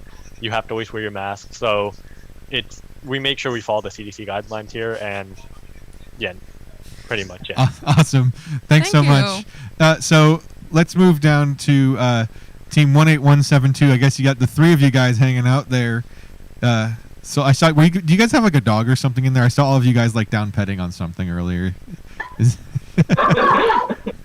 No, sadly no dog. You're petting him? Is that what you just said? No, sadly no dog. Okay. Awesome. Because teammates. As long as you're friends, it's cool. So we actually say that you're all there together. So with right now, why don't you say some of the safety measures you guys are taking? So since all of us are actually going on online school, so a lot of us have been quarantined for more than 2 weeks, so we're a little bit more comfortable with being not exactly 6 feet apart. But as you can see, we still have on our masks, and then when we're working on the robot, we would have gloves on. And then we also have, some gloves down here. We also have hand sanitizer and other safety precautions. That's very cool. So typically during a regular build season, do you guys build from a house, or are you building in a school, or what's your normal season look like? So our normal season is going to be building inside our house since we're a community team. So actually this is the room where we're going to be building for most of the season. And behind us is the field. Or not, in front of us is the field. So it's one of those things that you have to make some big changes, but you're at least able to get in and out of your facility, which is really nice when you're working out of someone's house, which I know a lot of the school teams are struggling with. Yep. So I'm sure you'll enjoy the field that's going to be coming up. All right. So just to kind of segue, thank you guys. We wanted to talk. The last group we wanted to talk to was the Palm Harbor teams. Actually, we didn't talk to Morgan yet, so we'll come back to you, Abbas, because we want to talk to you about your news event from last week. So, Morgan. Hi. Hey, how you doing? So, you're another team that you built out of a school, correct? Yes. And go ahead. I'm with Adele's team, so we usually build out of a school, and then when it's winter break or our school is closed for a couple of weeks, we'll go to somebody's house and build there. So yeah, a lot of changes. Yep. Are you prepared for the upcoming remote season? Are you comfortable with it? Yes. We have a lot of people who have been practicing with 3D modeling over the summer and at the end of last school year. So when we transition to that after kickoff to begin our design phase, I think we'll be really comfortable there. And one of the things last year is that we've been really good with communicating through Discord. So we're going to be able to continue to do that well. And just everything from last year has prepared us for this year. That's awesome. That's really good. I know. I mean, I'm an alumni. I did FRC way back in the day. You're an alumni as well, and I know. I've been doing it for a long time, and getting the team just to communicate in a normal season is really difficult. So I'd imagine now being distance, not having those meetings in person is bad. But like you said, your team already started developing some good habits last year, and that's a good point. I think a lot of teams were saying that they're using Discord as a service. It's pretty handy. I know a lot of people already know what it is, but there's a lot of those kind of chat community board type systems that work really, really well. Yeah, so thank you so much. Okay, so last team, yes. Team 516, I believe. Yep. Yeah. So we have Maddie and Abbas. So we can start off with Maddie. We loved your video, by the way. It was a lot of fun to watch. Thank you. And you guys are like really prepared for the upcoming season. So we definitely had to be to plan with our school. Yeah, and actually, why don't you talk a little about that? Like, you guys are have a robotics lab, so it must be really hard to not be able to go and work there. Yeah. So what happened originally is our county released guidelines for how schools were going to operate, and we noticed that it said all clubs are recommended to utilize virtual platforms. And so Maddie, me, along with the rest of our robotics board, contacted the school administration, and basically they said that's actually required that clubs be online for the first 9 weeks. And it was being online, while you can do certain aspects, just building and programming you can't do them online. They're very much hands-on experiences. And so from then, our whole board, we had a series of communications with the principal and vice principal, and eventually they said no, and they said the only way to get this reversed is to go to the school board. And so that was really the only option, so we had to do just that. And so Maddie, me, and the rest of our robotics board, we wrote a speech for the school board, and then I delivered it. It was Tuesday afternoon, I believe. And then from there the superintendent worked with us, and then now we're going to be able to compete this year.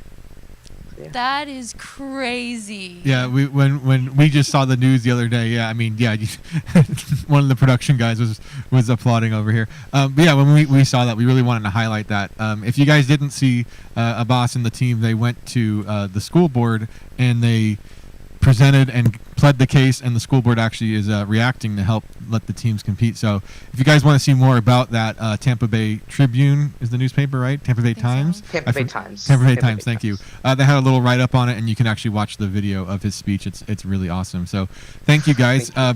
So we're going to move on. Thank you, guys, to all the teams for collaborating, sending us all this information. Like we said, we're going to get every team's individual videos up on the channel so you can see them and learn from them. Yep. But next we're going to go to Mark McCombs, who, if you don't know, he is from Renaissance Jacksonville, who have helped host our state championship the last few years, plus run the league and all of that. He actually has some pretty cool information about a new piece of software from Autodesk, plus just some awesomeness that is Mark. So let's see what Mark had to say.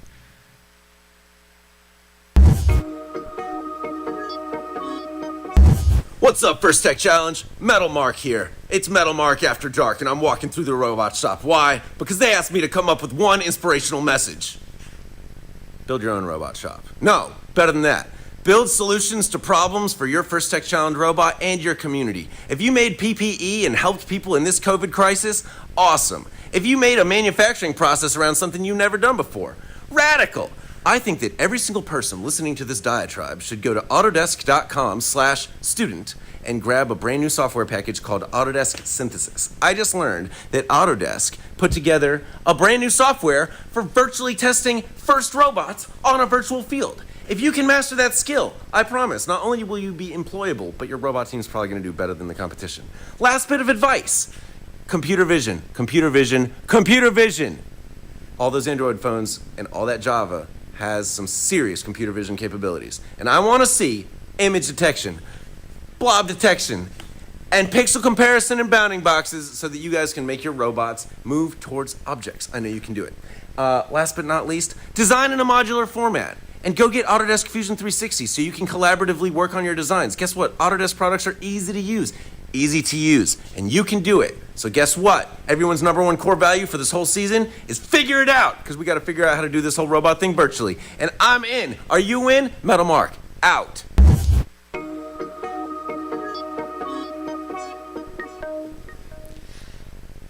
That was awesome. Yeah, Mark is a ball of energy. I don't know if you guys caught that, but Autodesk has a virtual platform where you can program and design your robot, test it on a virtual field.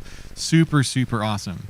Yep. So you actually handed me this earlier. Yes. So. And if you guys were wondering what this is it's a piece of cast acrylic that someone did in the makerspace. It actually has nothing to do with the game this year. But, the time has come where we are going to show you the game. I think it's ready to go. Is everyone, I'm so excited. I haven't seen it yet. The field's actually right in front of us.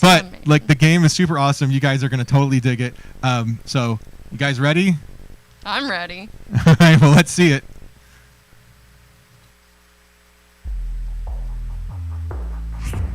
For centuries, sports have played an integral part of our culture. Moving, collaborating, competing, celebrating. We rally around our athletes, lift them up and admire their awe-inspiring moments and stories that give us hope. History has shown societies evolving through time, and so too have sports and the way we play and move together. And now the nature of traditional sports is shifting, and we have the power to be forces for change and redefine the game. Our sports are no longer rooted solely in physical prowess. We must use our minds, our creativity, imagination, and critical thinking as much as we use our muscles. No matter whether our talents lie on the court, in the lab, or with a controller in hand, there's an athlete inside each and every one of us. It's time for us to revolutionize the way we play and move. It's time to be game changers. In Ultimate Goal presented by Qualcomm, you and your team will experience the passion that drives us forward as athletes. With the clock counting down, we revel in the big plays and vital scores, and the lessons we learn when we fail and work with our teammates to recover. Each time our team steps up to a new challenge, we establish bolder goals, fueling our ambitions to work together, enhance our skills, and transcend all boundaries. No matter the outcome, we'll stand up in the face of competition, pushing each other to do better, work harder, and exceed our team and personal potentials. Because together, you are teammates at the top of your game, to score, to win, and to leave a legacy that lasts. It's time to play Ultimate Goal.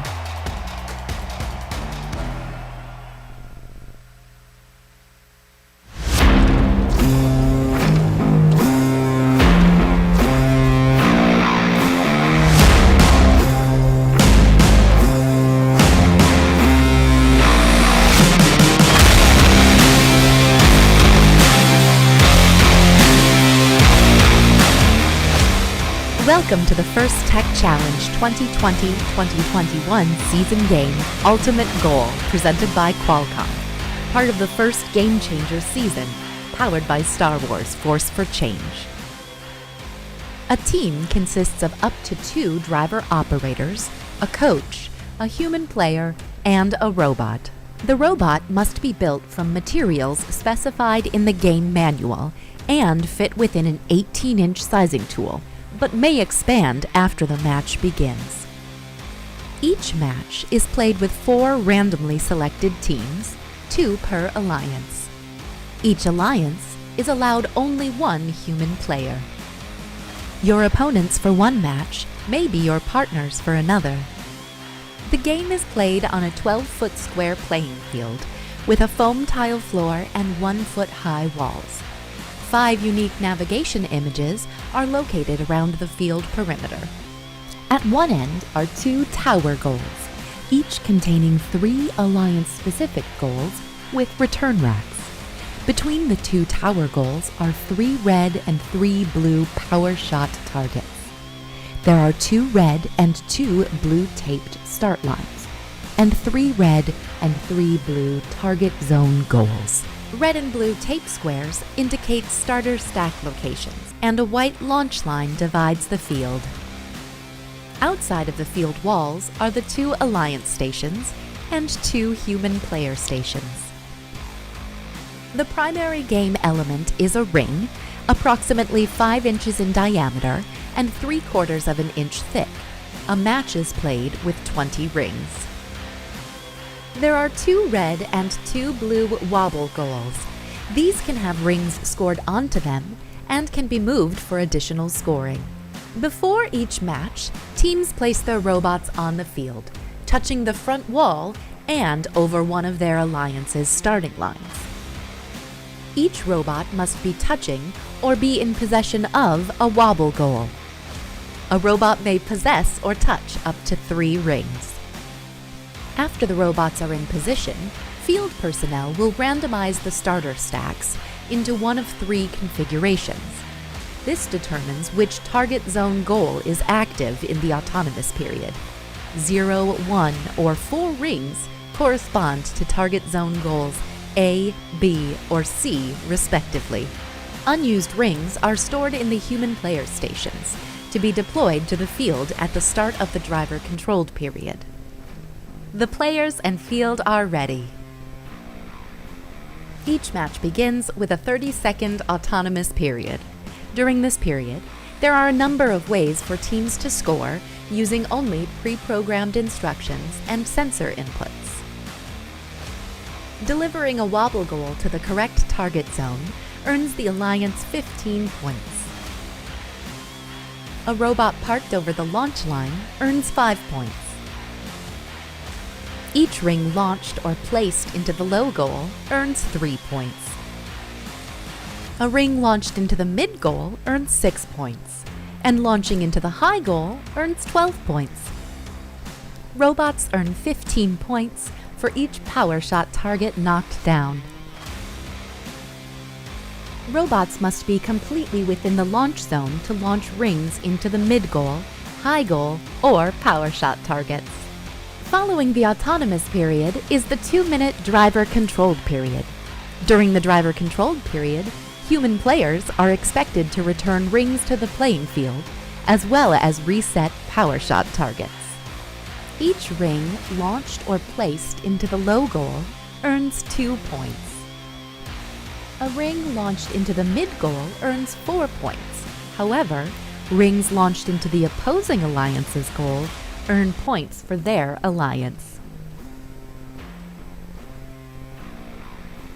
A ring launched into the high goal earns 6 points.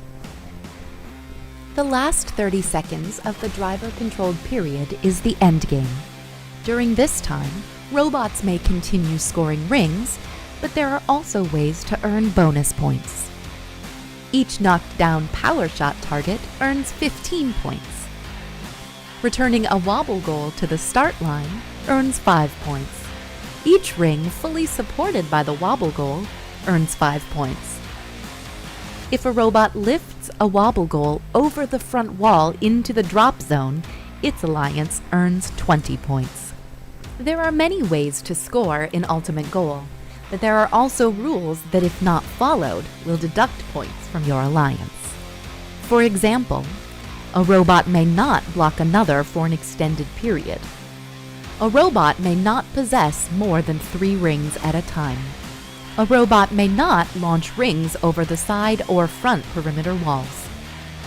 A robot may not intentionally tip another robot at any time. This has been a brief summary of the Ultimate Goal game.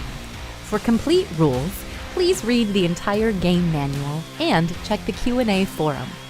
For more information on our remote season, including gameplay and field requirements, please make sure to visit our game and season webpage for the full library of remote event documentation. And always remember the most important rule of First Tech Challenge: gracious professionalism. Good luck, teams, and have a great season.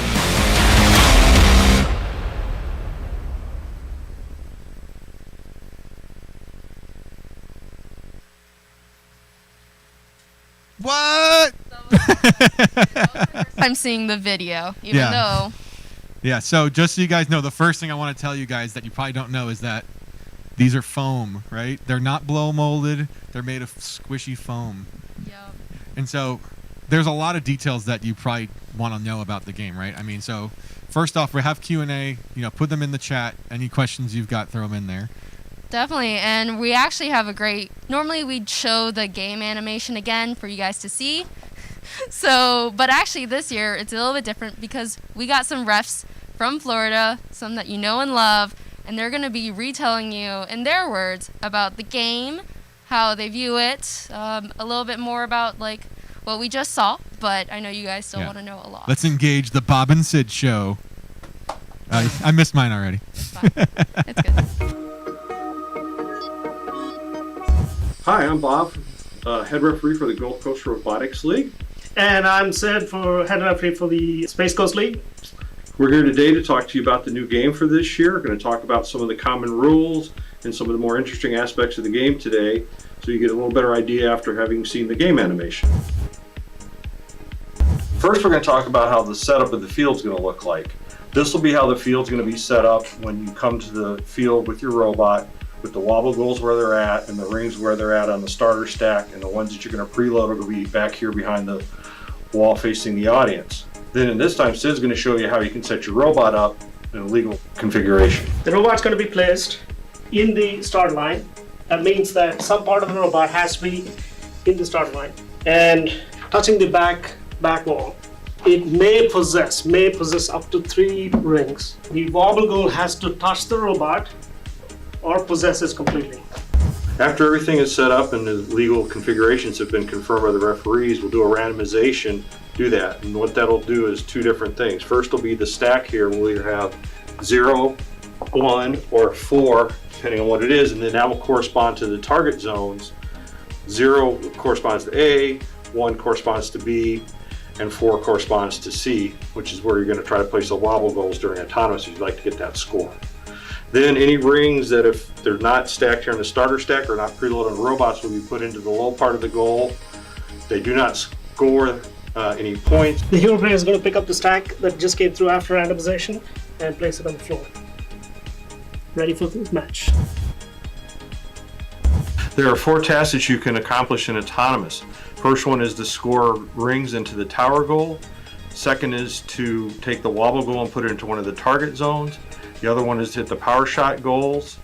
And the other one is to park upon the launch line to do that. First task you can do is score rings into the tower goals. There's the high, medium, and low goal. The low goal can be scored anywhere on the field. The medium and the high have to be, robot has to be completely in the launch zone. Please note that the colors are different, that the high and the low are for the Red Alliance and the middle is for the blue. It's opposite on the other side, so pay attention to where you're going to do that. If you're not in the launch zone, you will incur a penalty for scoring. You'll score the ring, but you'll get a penalty for being not in the launch zone when you do that. One of the other tasks is to be able to knock down the power shot targets like this. I remind you that you have to be in the launch zone to do that, because again, you will score the power shot target scoring event, but you'll get a penalty for not being in the launch zone. One of the other autonomous tasks is delivery of the wobble goal into the target zones. Depending upon where the starter stack is after randomization, you're going to put in target zone A, B, or C. The wobble goal has to be completely in, meaning it's got to be within the boundary of the outer part of the tape to count for this achievement.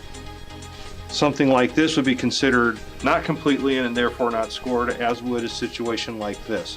In addition to scoring points during time on the wobble goal, there are two other benefits. One is that a wobble goal inside the target zone is protected from interference from the opposing alliance during the driver control period, and it also has the wobble goal being starting in a legal position to be eligible for the wobble goal delivery into the drop zone task during endgame.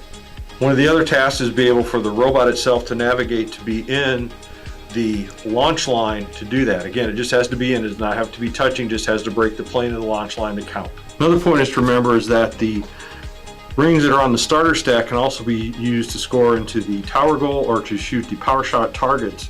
However, they will be subjected to the possession rules of having no more than 3 rings possessed by a robot at any time. Oh, that's illegal. That's illegal. Yeah. Also, the human player cannot introduce any of the rings back into the field until the start of the driver control period. Now I'd like to talk a little bit about some of the uniqueness of the autonomous period, things you shouldn't be able to do or you'll get penalized. One is you cannot interfere with the opposing alliance's starter stack. Do that. You also cannot interfere with this other team's scoring during autonomous as well. Other thing is when you preload the goal rings, you can't put them on the wobble goal to do that. That's only in endgame can you put those on. We're now transitioning from the autonomous to the driver control period, when the human player is allowed to expected to reset the power shot targets and return the rings to the playing field as quickly as practical.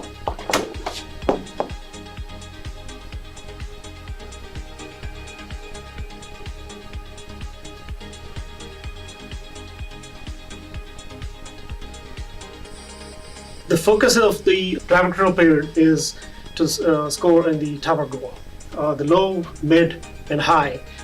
Robots can drive up to the tower goal to score in the low, but have to be in the loading zone, launch zone, to score in the mid and high.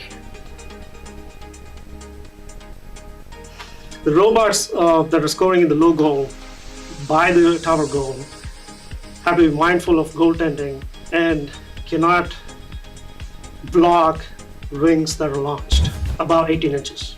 Then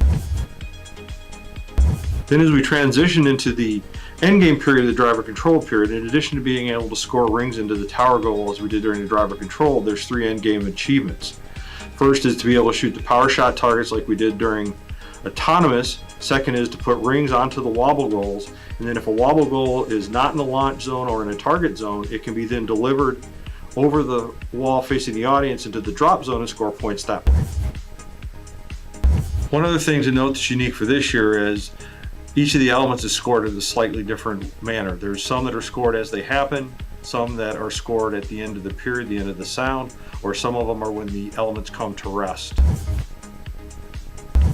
Hey Bob, I generally spend lots of hours reading through the manuals, going through the forum posts, just trying to understand how the game is set up. How do we score? Do you have any recommendations now that we are not going to be in the field and the teams have to do this remotely?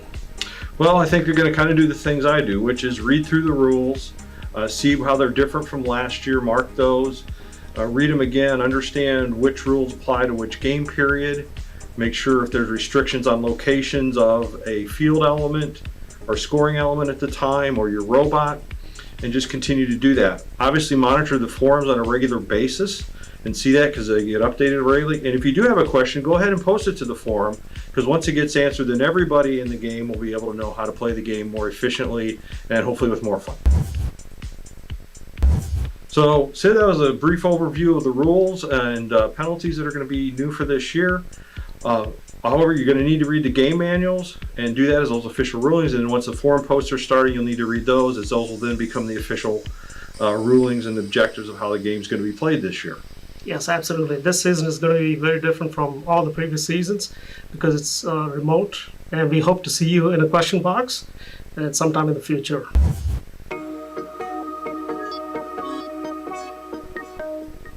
Well, there you go. We know we've learned a bunch about the game already from those guys. We're going to have them back for the Q&A session via Zoom, but right now we're going to do a little bit of a field tour. Yep, right here we have the whole field set up, and we're just going to take you through all the things that we've seen already that you might want to know. Right, so we're going to start off talking about the goals right here, right? So first off, I want to point out the heights, right? Yep. 18, right here. So you see 18 inches, you know, the height of your robot goes in there. So remember, the low goal you can actually drive up to and put rings in. The other two goals you have to be pulled back behind the launch line. And so you understand the launch line is, I believe, 80 inches back from the field wall. So yeah, the other goals, just so you get them, we're at just about 21 to 30. Oh, we're about 21 to 31 inches here for the mid goal, which is the largest opening. And then we have, was it 33?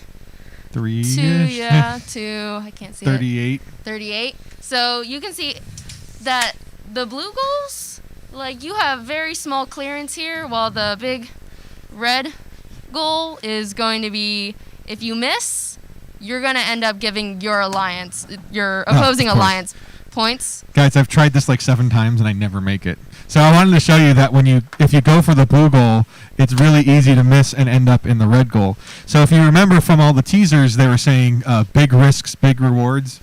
I think that's what they were talking about, is if you go for this goal and you miss, you're giving points to the opposing alliance. Now, when you're doing the remote events, that's not going to be the case, because it's one robot in the field at a time, obviously. The next thing we wanted to point out is the ring return. So it's a little plastic thing you see there, Marissa entering them in. And the rings kind of scatter all across the field. And you can see they roll across. So one of the things you might remember from Hans's remote event discussion is you're not going to need an entire field. In fact, you're going to use, it's a half field, but a little bit more than that. And one of the things is you don't have to have field barriers. But one thing you want to think about is those rings rolling out actually end up hitting on that back wall, or field perimeter. They call it, what do they call it, a border or something this year? They call it wall for the full field, barrier for the half field. There you go. So if you don't have that, the rings could go rolling off in your space. So you want to get some pieces of cardboard, some pieces of plywood, or something to just contain the rings on the field.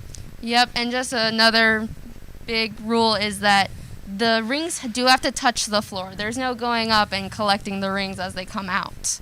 So that's important to know, that you will be running back. So the next thing that we wanted to talk about that, you know, as we've learned, is these wobble goals, right? So the end game of dropping them over into the drop zone. So the drop zone, and so you can see it's a piece of PVC. It's definitely weighted on the bottom. It's, injection molded. It's actually a really nicely built piece. As you can see, you can hold it by the pipe. There isn't a fastener holding that pipe inside the goal. So will it last forever? I don't know. They might update it, adding a fastener. For now, it holds. It's a really, really tight press fit, but it works. But Marissa can show you. For one thing, if we look at the field, you see the wobble goal. It's empty. It's fine. If you wobble it, it goes back up straight. But when you have a wobble full of rings, which give you more points, it has no balance whatsoever. It will tip over. So finding like a good sweet spot for having the rings still on top of the wobble is going to be one of your strategies you're going to have to be aware of. So moving over to one of the last things we haven't talked about yet is these power shot goals, right? So basically, teams are launching them and they're hitting them back. The human player actually has this little arm that they reach up and they can flip it over to reset it. They actuate really easy, but they are pretty small. You can see that. Thanks, Mike. It's really easy. There are nets that are normally on the field. We kind of have them stacked back here. So there's actually a net that goes across here. So the human player kind of has to reach up under the net to hit it. From what I see, we didn't build it because we wanted to be able to get around the net in this tight little room. But yeah, so we didn't. So that's that. So let's talk about the half field for a second, right? Yes. So you want to grab our fake. So it's not a full. It's not a half field. So basically, what you have is you'll have a goal, and the break for a half field is actually where the field splits with the. Actually, let's do this side since he's on that side of the camera, huh? So, so basically, that's where your field barrier would be. Is it's based off of the standard field. So you see where there's the break in the panel. That's where your quote unquote half field is going to be, and that's what you're using for the remote events. Yeah, you're using a little bit more than half the field. And for one thing that they always say this is called a barrier in the remote manual. And it could be anything. Cardboard, like big sheet of plastic that you had at your makerspace. Exactly. Boxes, whatever you can. And you just want to make sure this line just goes all the way. And if you don't have something there, again, it's not illegal, but with the rings rolling around, you want to do that. The only barrier you need is the far one because that gives you the drop zone. You have to have that spec height to drop it over. They are releasing a DIY like cardboard and PVC field. I don't know if it's out yet. It was supposed to be out today, but things, as you imagine, have been changing like insane all the time. So what you're going to be building, you want to, okay, we're going this way, hopscotch. All right. So you'll have basically this kind of PVC structure with the goal cutouts, and some kind of contraption that's going to be the power shots, which he's making red with the red goals, but trust me, they're there. So they're going to come all that. The thing you have to buy is you have to buy a wobble goal, and you have to buy the rings. Because we talked about the rings are made of foam, so it's not like you can just 3D print one and it's the same. So you can see they squish and they bounce back. I'd say the surface of the material is kind of like a stress ball, but a lot more dense than that. I think the outside is like that is stress ball, but it's pretty dense. It's not like flimsy at all. Like Right. it's light, but it's got. And it will float on water. Someone mentioned, right? Yep. So I think that gives us a quick field tour. I'm sure there's a ton of questions coming in. So what we're going to do is we've got Bob and Sid, and I think Hans is still on there. Maybe it's just Bob and Sid. They're going to come up and, I'll help. like we said, we have only a handful of people in here. So we got Bob and Sid up on the Zoom here to start answering questions. So I think Marissa's going to answer most of it. We might have to. Yep. So let's start with some of the can you Bob and Sid, can you hear us? Yes, can. Okay, we can hear you in here. Okay. So we got Nathan kind of in the corner. He's our voice of God. We'll take the field barrier out. Okay, the first question is, if you have half the field, how do you score on the middle goal? Who wants? Any of you can answer that. Did you guys hear that question? Oh, yeah. Basically, you'll be able to score in all three locations. There won't be the differentiation between the red and the blue alliance since you're a single robot playing it. So you'll be able to score into both the high, the low, and the mid on the same tower goal on a half field. Yeah, the remote manual covers that, I think. Okay, the next question. So just so you see, like on the goal, they have those colored PVC pipes. Basically, like this goal would be completely scoreable because you're only using half. Yeah, just imagine it all blue alliance. So that is a huge difference between the remote event and the in-person event, is that you're going to have the ability to miss a shot and still get points for yourself. All right, another common question was, can the human player reset the goals if your team knocks them all down? That is a good question. No, you're only able to score them up to three per period, either the autonomous or the endgame. So once they've scored the three of them, they'll be done and do that, because those are scored at the end of the period when they're at rest. So if they've scored all three, you could be at a disadvantage if you tried to reset them and the referee or the quote referee you're going to get sees them. You know, if you didn't score all three of them again, you wouldn't get score for all three of them. So it's a scored at rest event. So let's we screenshotted from the rules. We actually have a little bit of a graphic here, and you can see it tells you when things are scored. So one of the things that they allude to in the tour video is things are scored a little bit different this year. So like the wobble goals, it's scored at the end of the period. So when the buzzer sounds, that's when it counts, right? I mean, and correct me if I'm wrong. Robot navigating end of period. So scored live means, it's getting scored the whole time. So you see power shot is scored at rest. So if you shoot at the end and it's clanking around the net and it falls down and hits it, it'll count. And the wobble goal rings are at the end. Plus the point breakdown. We haven't really hit it really hard. I don't know if you want to just go over it really quickly. Well, you can see like the points the students are going to be strategizing at the end. I think the important thing to note about is that the scoring at end of period and scored at rest, when you shoot rings, if you shoot the ring before the buzzer, it still counts. That's one of the big things. If it's going for the power shot, as you you shoot, the buzzer goes off, but the ring is still in the air and it hits the power shot, that's scored at rest. So if it passes and it points towards the back, then you'd still get the point. And also it's slightly different than in the past years where I'll just do this. It's slightly different than in past years. It's slightly different than in past years. There was that grace period in the past. This year it's the buzzer sounds and that's the end of the time.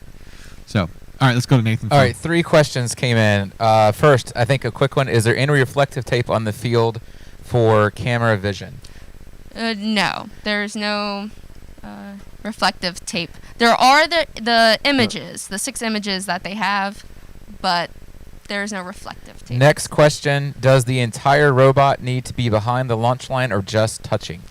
Oh, that's important. That is in the manual. They distinctly talk about this launch line. So you have this entire launch period zone, and then you have this line that goes in the center of it. So the launch line is included in the launch zone. So if your robot is behind the end of this line, you can still shoot. There is a rule that says that small, inconsequential movements across the line will not be penalized. But again, that's inconsequential if Bob or Sid want to talk about what inconsequential means. So basically what's going to happen in this and being inconsequential, it's if you're right at the launch zone and your robot tilts slightly forward and then comes back a little bit, that'll be considered probably inconsequential.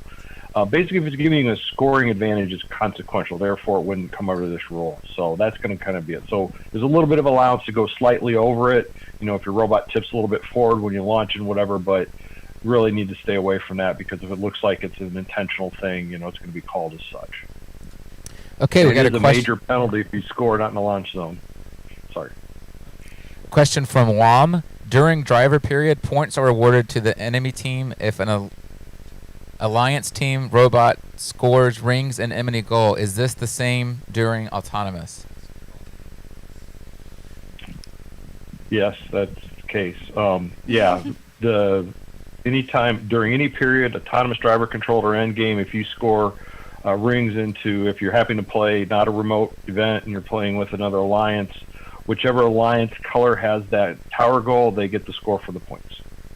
Okay, what happens if the opponent's robot becomes inoperable?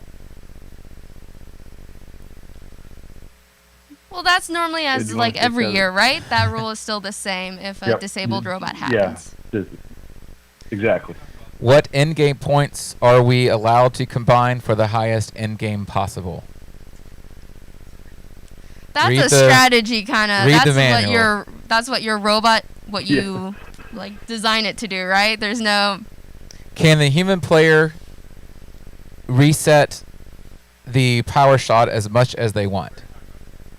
Okay, next. Talked about before. Can human player drop rings into the robot? Ooh, so this is what we mentioned a little bit earlier, but there's a rule that states that they must touch the floor, right? Correct, yeah, they're going to have to touch the floor before you can do them. So basically the ring, when it comes through the return, has to touch the playing field surface before it can be repossessed by a robot. So some of the questions are here are redundant, so I would say read the manual and refer back to previous answer questions. So one question we have is, what if the robot consistently rocks forward to launch, then back? Oh, it's a robot design. Is that inconsequential and small? Yeah. I mean, if it's a repeated thing, just go back in the launch zone a little bit further. That's what I would recommend. Is it a penalty if the rings do not hit the ground? Yes. We've already answered, so there's lots of questions about where the robot needs to be in terms of the line to shoot. So Marissa did a pretty extensive answer on that.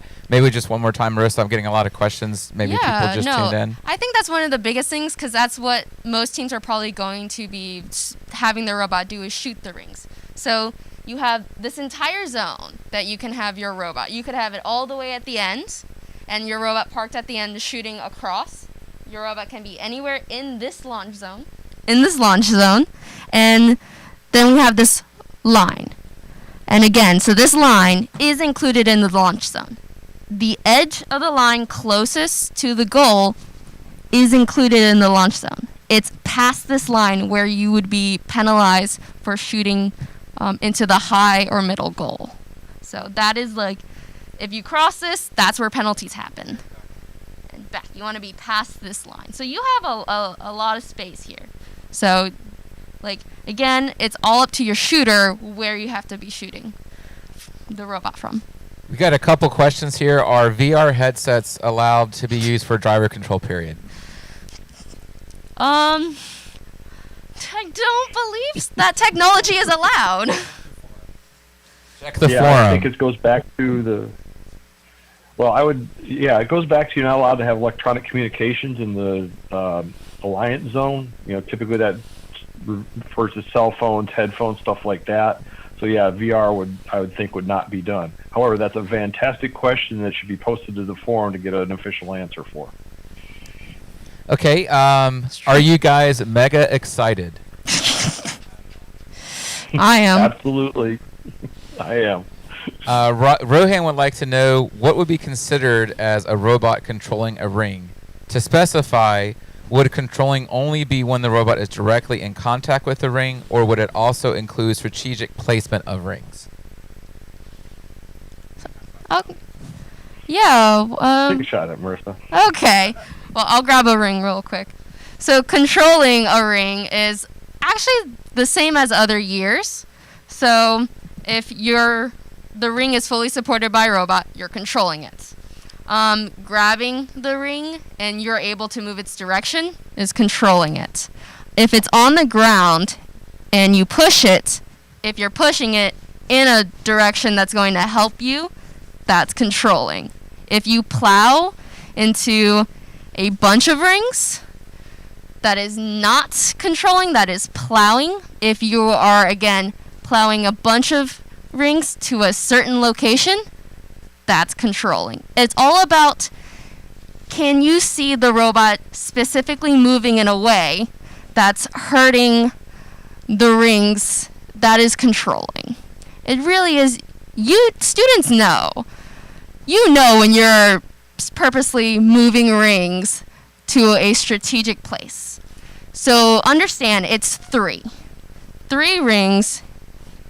Pick it up. Shoot it. I actually made it. Okay, that was awesome. So, we had a question earlier. Does a robot have to physically shoot from behind the line, or can it extend? If the base of the robot's behind the line, can a piece extend out and drop off the ring? Is an arm included in the robot extending? Yeah, that would not be considered. Yeah, go ahead, Sid. Yeah, the definition says it has to be completely in the launch zone to launch it. So if you have an arm extending out and trying to drop it in the mid or high goals, will be an offsetting penalty. You'll get a score, but you'll also get a penalty for that.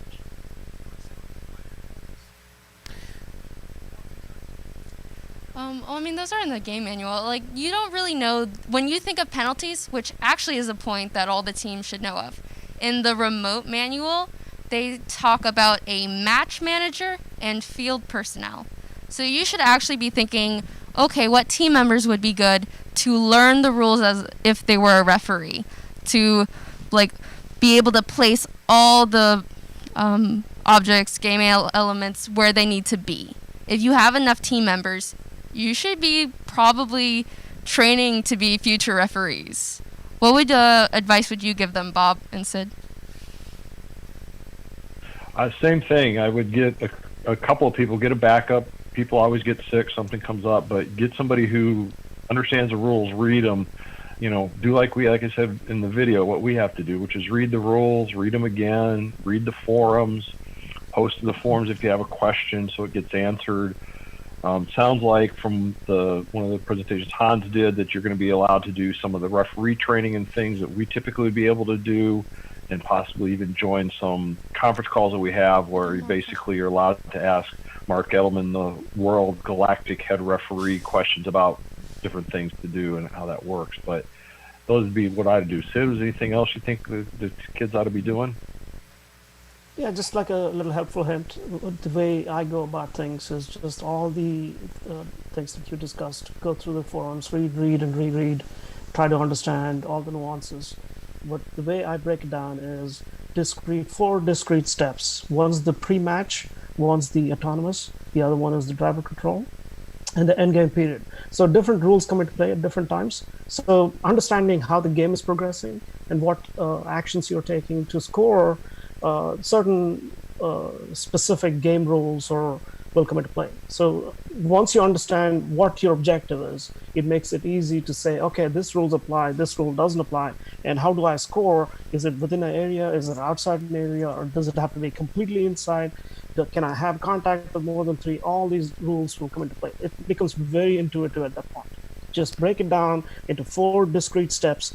The pre-match, start of the autonomous or during the autonomous, and then the driver control will again bifurcate into the first 1.5 minutes and the last 30 seconds of the end game. Okay, so this question is asked by 4, if not 5 people. Can we extend our robot so that it stops the rings from rolling all the way back to the back wall? Ooh, I'll refer to Bob for that one. So can they, if the ring touches the ground, can they stop it from going farther back? I think no, because I guess I'd have to think about that, because if it's on the back wall, you're allowed to extend over the back wall, which would be the wall that normally faces the audience, to do the wobble goals. I'd really recommend that you guys put some sort of barrier down to do that. Now, the goals like inside the quote playing field barrier, and it's rolling around, and you want to stop it to be able to possess it, I think you can do that, but I don't think you can be reaching outside of the field perimeter to be getting rings. You'll need to have somebody, the field personnel person, to be able to do that, grab that ring and then introduce it back into the playing area. Yeah, like Bob said earlier, it's a great question. Please ask that in the forum. But there are several things that come into play here. You can extend. There is no rule that says that your robot cannot expand to more than 18 inches. Certainly one can argue saying that, yes, you can expand. Mm-hmm. However, there's other safety rules that come into play. If you come in contact outside the boundaries, then you're subject to automatic yellow cards, right? So there's a little bit of judgment involved in this question. So please ask this question on the forum once it opens up. Awesome. So that was great, especially, again, only field personnel should be grabbing rings that go outside the field. But I think it's probably a question of controlling. If a robot, say a team member rolls the ring down the chute and it hits the robot, can the robot stop it? And is it controlling or hurting if they end up with more than 3 rings? So no, I think if you go ahead, Sid. That was actually me. I apologize, but this probably tags on to that. Someone's saying, I thought you could not reach outside of the barrier. Yeah, you cannot reach outside of the 3 sides of the barrier, which would be the 2 sides that would normally be where the alliance stations are and the back side where the tower goals are. But the side that would typically face the audience, you can reach over that during endgame to deliver the wobble goal. That's part of the endgame scoring achievements that are possible to do that. But yes, otherwise you're restricted to the normal safety rule S2 about reaching outside of the other 3 walls to do that. Okay, and one question that I'm sorry. Yeah, so again, with the whole hurting and controlling, if the ring touches the ground, we had mentioned it can go all the way back to the last field. But if it falls onto the ground and hits your alliance team's robot, or not, but if it hits it, does that count as like hurting or controlling? Merely hitting the robot is not would not be considered controlling if it lodges inside your robot, and then you're subject to that possession rule.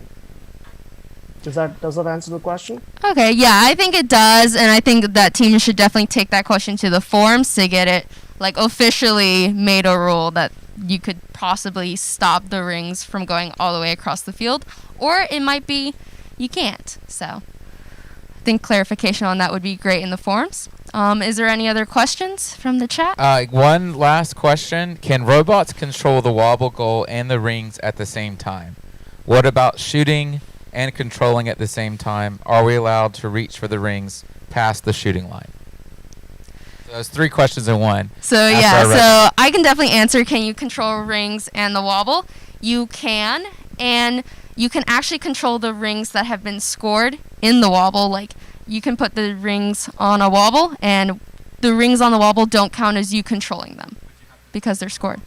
Yeah, you can only put them on an endgame, but again, the rings on the wobble aren't counted as that 3 you're allowed to control. If you're carrying a wobble with rings, but you still have 4 in like a collector, then that's carrying. That's when you'd be penalized, right? Correct. Yes, well said. Absolutely. Very well put. Second part was, what about shooting and controlling at the same time? So if they collect the rings as they're shooting, what would be kind of the rule on that? In the end game, the scenario can be visualized. Yes, they could be controlling the wobble and shooting in the end game only, right? So if they have rings on the wobble in the end game, and then if they can get hold of 3 more rings outside of that, and they can shoot. Yes, certainly. There is no rule against it, but it'll be a great question to ask in the forum again, just for clarification. Okay, and then I think one more thing that I guess one more thing to add, Nathan, is if it's not an end game and you're not possessing a wobble goal with rings on it, you can only possess 3 at a time. So in order to pick up another ring, say the 4th ring, you've got to shoot one out to do that. So you have to be clearly not in possession of that. And I believe that there's a spot in rule that talks about that the ring is still considered possessed until it touches a part of the field. I would recommend everybody read the rules again to do that. I'm not recalling that just right now, but I do believe there's something in the rules about that. So you have to pay attention to that, to where you would have, if you shot one, you have to wait till it touches something before you can pick up another ring and only possess 3. And then the last part of that question was, are we allowed to reach for rings past the shooting line? Yeah, so with picking up rings anywhere on the field, you can pick up rings, right?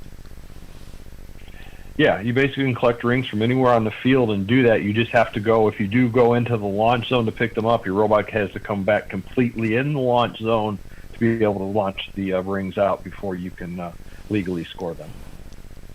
Yep, so make sure where you're placing your robot before you launch is really the main point of shooting. Yep. So, well, thank you so much, Bob and Sid. I'm sure you answered a lot of questions for the teams, and I'm sure teams will have a lot more questions, and that's when they would go to the forums, right?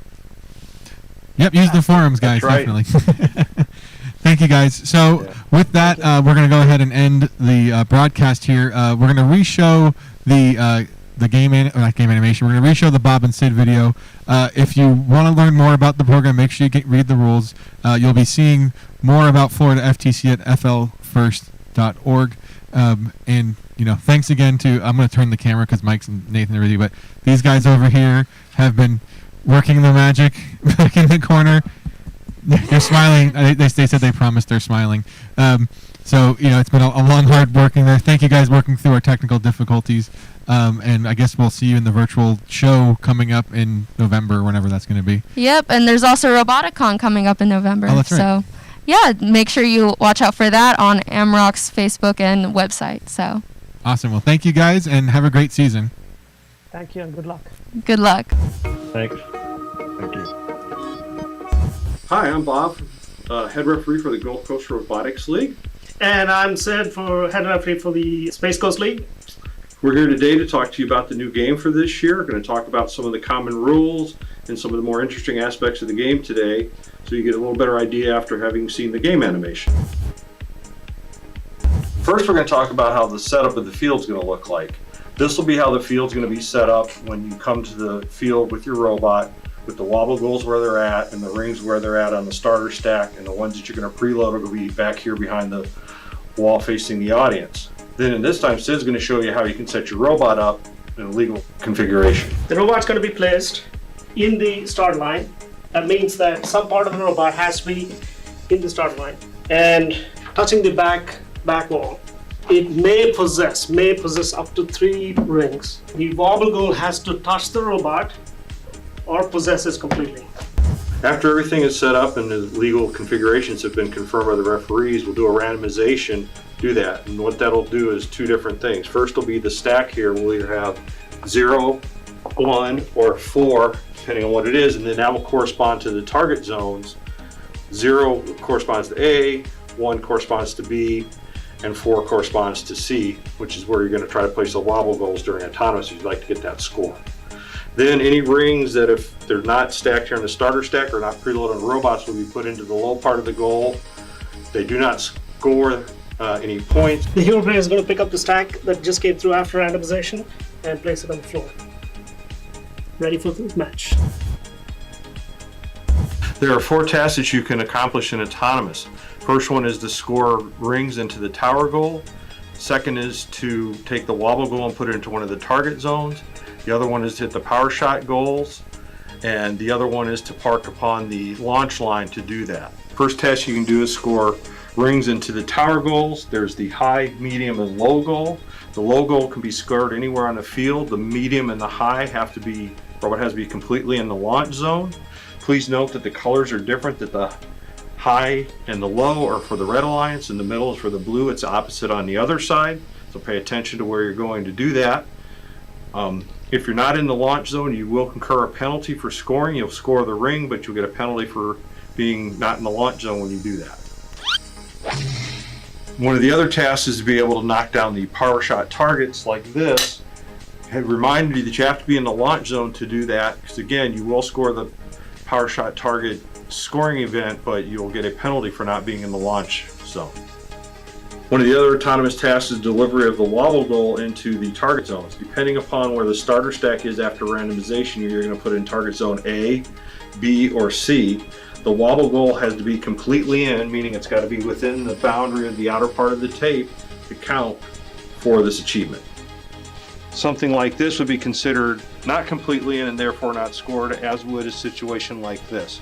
In addition to scoring points during top time of the wobble goal, there are 2 other benefits. One is that a wobble goal inside the target zone is protected from interference from the opposing alliance during the driver control period, and it also has the wobble goal being starting in a legal position to be eligible for the wobble goal delivery into the drop zone task during endgame.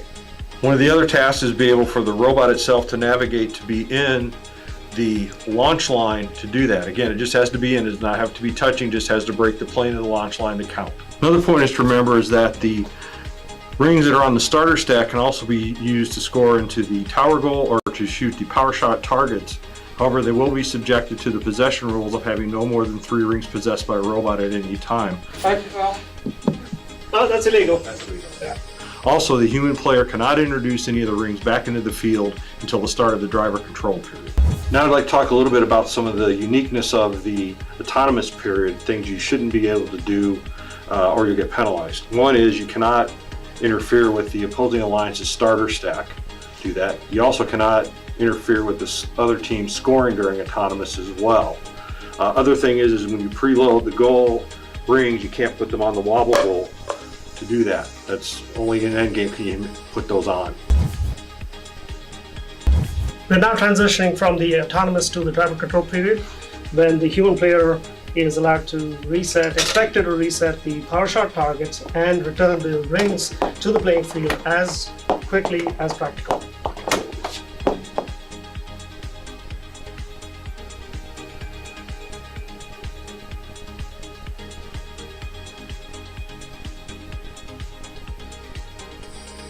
The focus of the driver control period is to score in the tower goal, the low, mid, and high. Robots can drive up to the tower goal to score in the low, but have to be in the loading zone, launch zone, to score in the mid and high. The robots that are scoring in the low goal by the tower goal have to be mindful of goaltending and cannot block rings that are launched about 18 inches. Then as we transition into the endgame period of the driver control period, in addition to being able to score rings into the tower goal as we did during the driver control, there's 3 endgame achievements. First is to be able to shoot the power shot targets like we did during autonomous. Second is to put rings onto the wobble goals, and then if a wobble goal is not in the launch zone or in a target zone, it can be then delivered over the wall facing the audience into the drop zone and score points that way. One other thing to note that's unique for this year is each of the elements is scored in a slightly different manner. There's some that are scored as they happen, some that are scored at the end of the period, the end of the sound, or some of them are when the elements come to rest. Hey Bob, I generally spend lots of hours reading through the manuals, going through the forum posts, just trying to understand how the game is set up. How do we score? Do you have any recommendations now that we are not going to be in the field and the teams have to do this remotely? Well, I think you're going to kind of do the things I do, which is read through the rules, see how they're different from last year, mark those, read them again, understand which rules apply to which game period, make sure if there's restrictions on locations of a field element or scoring element at the time or your robot, and just continue to do that. Obviously monitor the forums on a regular basis and see that because they get updated regularly. And if you do have a question, go ahead and post it to the forum, because once it gets answered, then everybody in the game will be able to know how to play the game more efficiently and hopefully with more fun. So, Sid, that was a brief overview of the rules and penalties that are going to be new for this year. However, you're going to need to read the game manuals and do that as those official rulings. And once the forum posts are started, you'll need to read those, as those will then become the official rulings and objectives of how the game's going to be played this year. Yes, absolutely. This season is going to be very different from all the previous seasons because it's remote, and we hope to see you in a question box at sometime in the future.